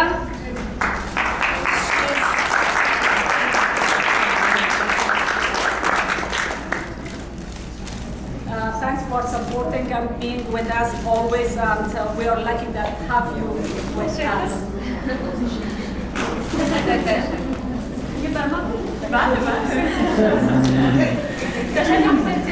کار خاصی هم نکردم ولی میخوایم که مفید باشم برای جامعه افغانی در اول و در اروپا هم میخوایم که یک شخص مفید باشم که البته این کار است. تشکر از شما. We have the other one, but I didn't see her. Oma Amini. Oma Amin, we can send it to her.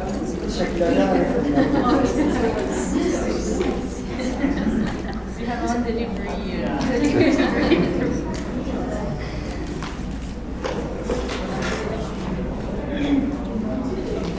We have Jamila Ben Habib, our great supporter. She organized as soirée pour la femme, 4 mars. She's always looking for the subject of Afghanistan, as she mentioned it. She wrote a lot of articles, and also she's the author of 2 books, and the 3rd book is just, I think, released. And congratulations for everything.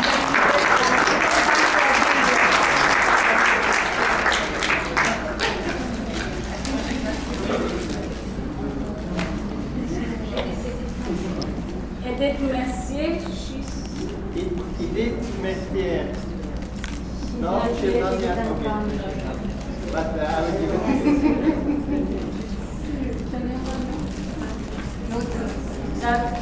Daniela Notens. Daniela Notens. Shamsia Ahmadi. She's not here. And then this is all that we have. Madina Ahmadi. Sorry, Madina, sorry.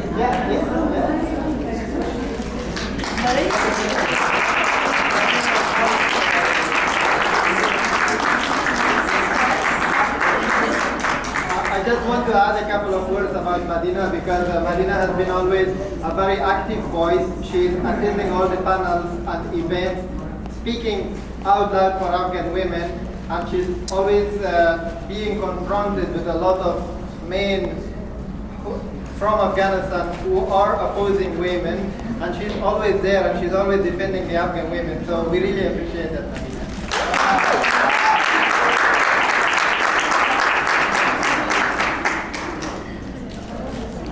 So that's it, and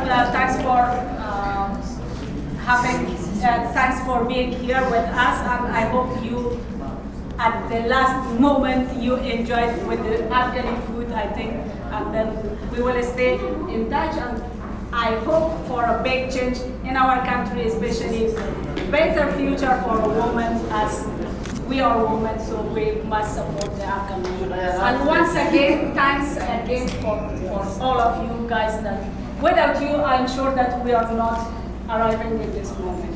And thanks for all. Thank you.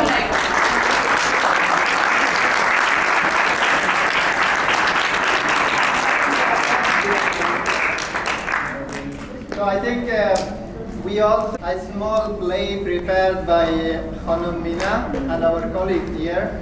They just want to depict, to show you a piece of everyday life under the Taliban as a woman who is who doesn't have a main supporter or someone who would help her, and how they survive. Actually, it's also a part of her story that in the 90s, how she survived under the Taliban, and now she wants to show a piece of that here for all of us. So let's.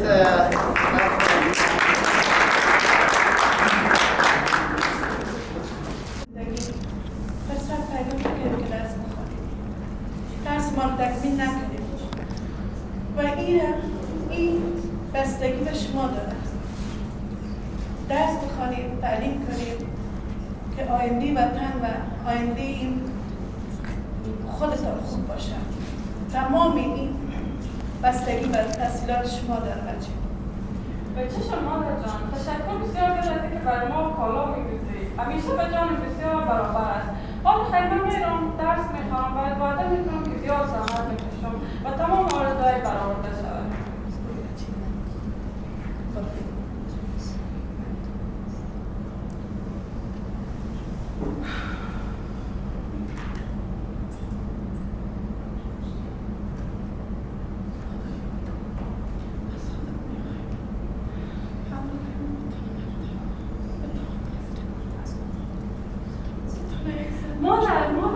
مادر هیچ مکتب نموندن و ما گفتن که باید هیچ دخترها درس نخونن. ما امروز خانه روان کردن. حالا چی هم درس نخونم؟ چی هم دیدم شما مادر جان؟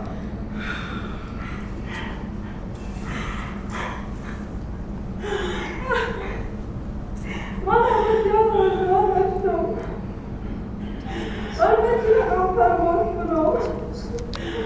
لعنت به تعلیم، لعنت به قانون تعلیم، لعنت به اومیای تعلیم. نسل ما رو بدبخت کردن. من فرمان کنم. من درس بخونم. درس آموزش از ما گرفتن، حق زندگی از ما گرفتن.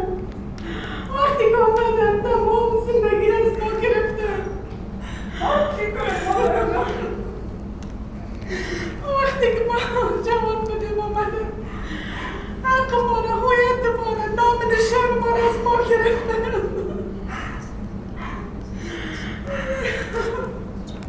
من میخوام پرواز کنم مادر جان، من میخوام درس بخونم.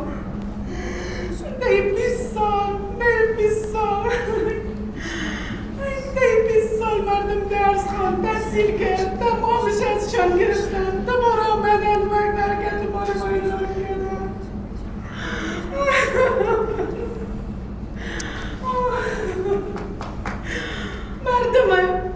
مردمی که 20 سال امتحانی کرد، انفجاری کرد، دوباره آمدن مردم ما رو میکشن. مردم ما جوانای ما رو کشتن، جوانای ما رو فرار کردید. 20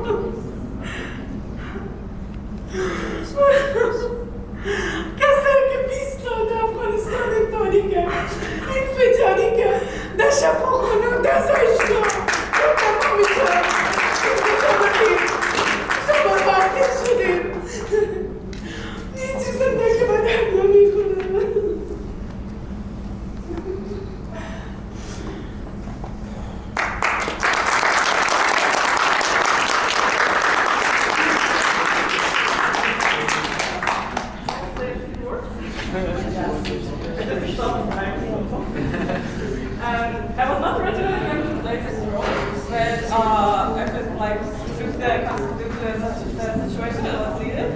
I mean, for me, for a couple of minutes, it was really painful to put myself into this context and become into this culture. And I mean, I was in Afghanistan and I worked a lot for education rights for women to have political participation and have their own financial independence. And I mean, now we see that all of the things, everything is collapsed. And I mean, if you consider other aspects from among all of them, education is the key because knowledge is liberating, knowledge is empowering.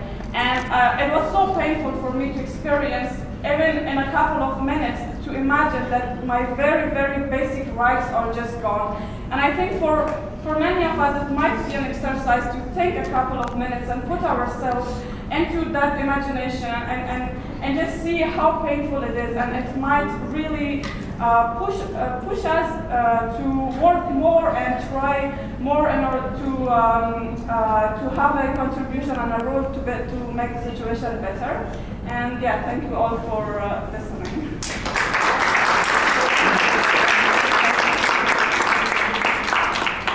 I just want to thank them again for this very sensational and heartfelt piece that they showed us. I just want to say a couple of words for non-Persian speakers here who do not understand what was happening here.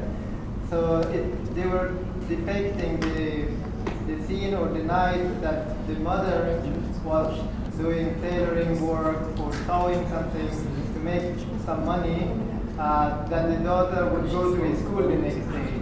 Because there was at some point a date that the Taliban had said that tomorrow the women or the girls can go to the school, and they were excited while the mom did not have the financial capacity to support the daughter, but she was still willing and she was happy, and they were talking of a bright future.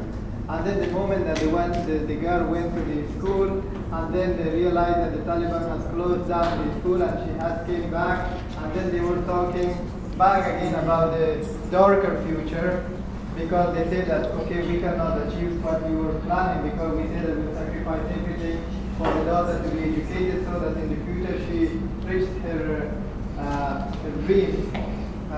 But unfortunately, it did not happen, and that's what we thought. No. I thank them again.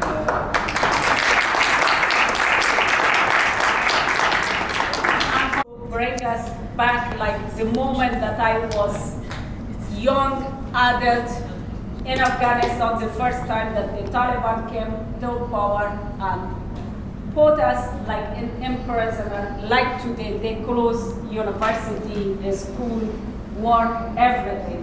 And after 20 years, in the 21st century, they come back with the same idea and more violent than the past. So I hope you, let's say, enjoyed that event, and thanks for being with us, and I wish for everyone a best luck, and thanks for joining us. Thank you very much.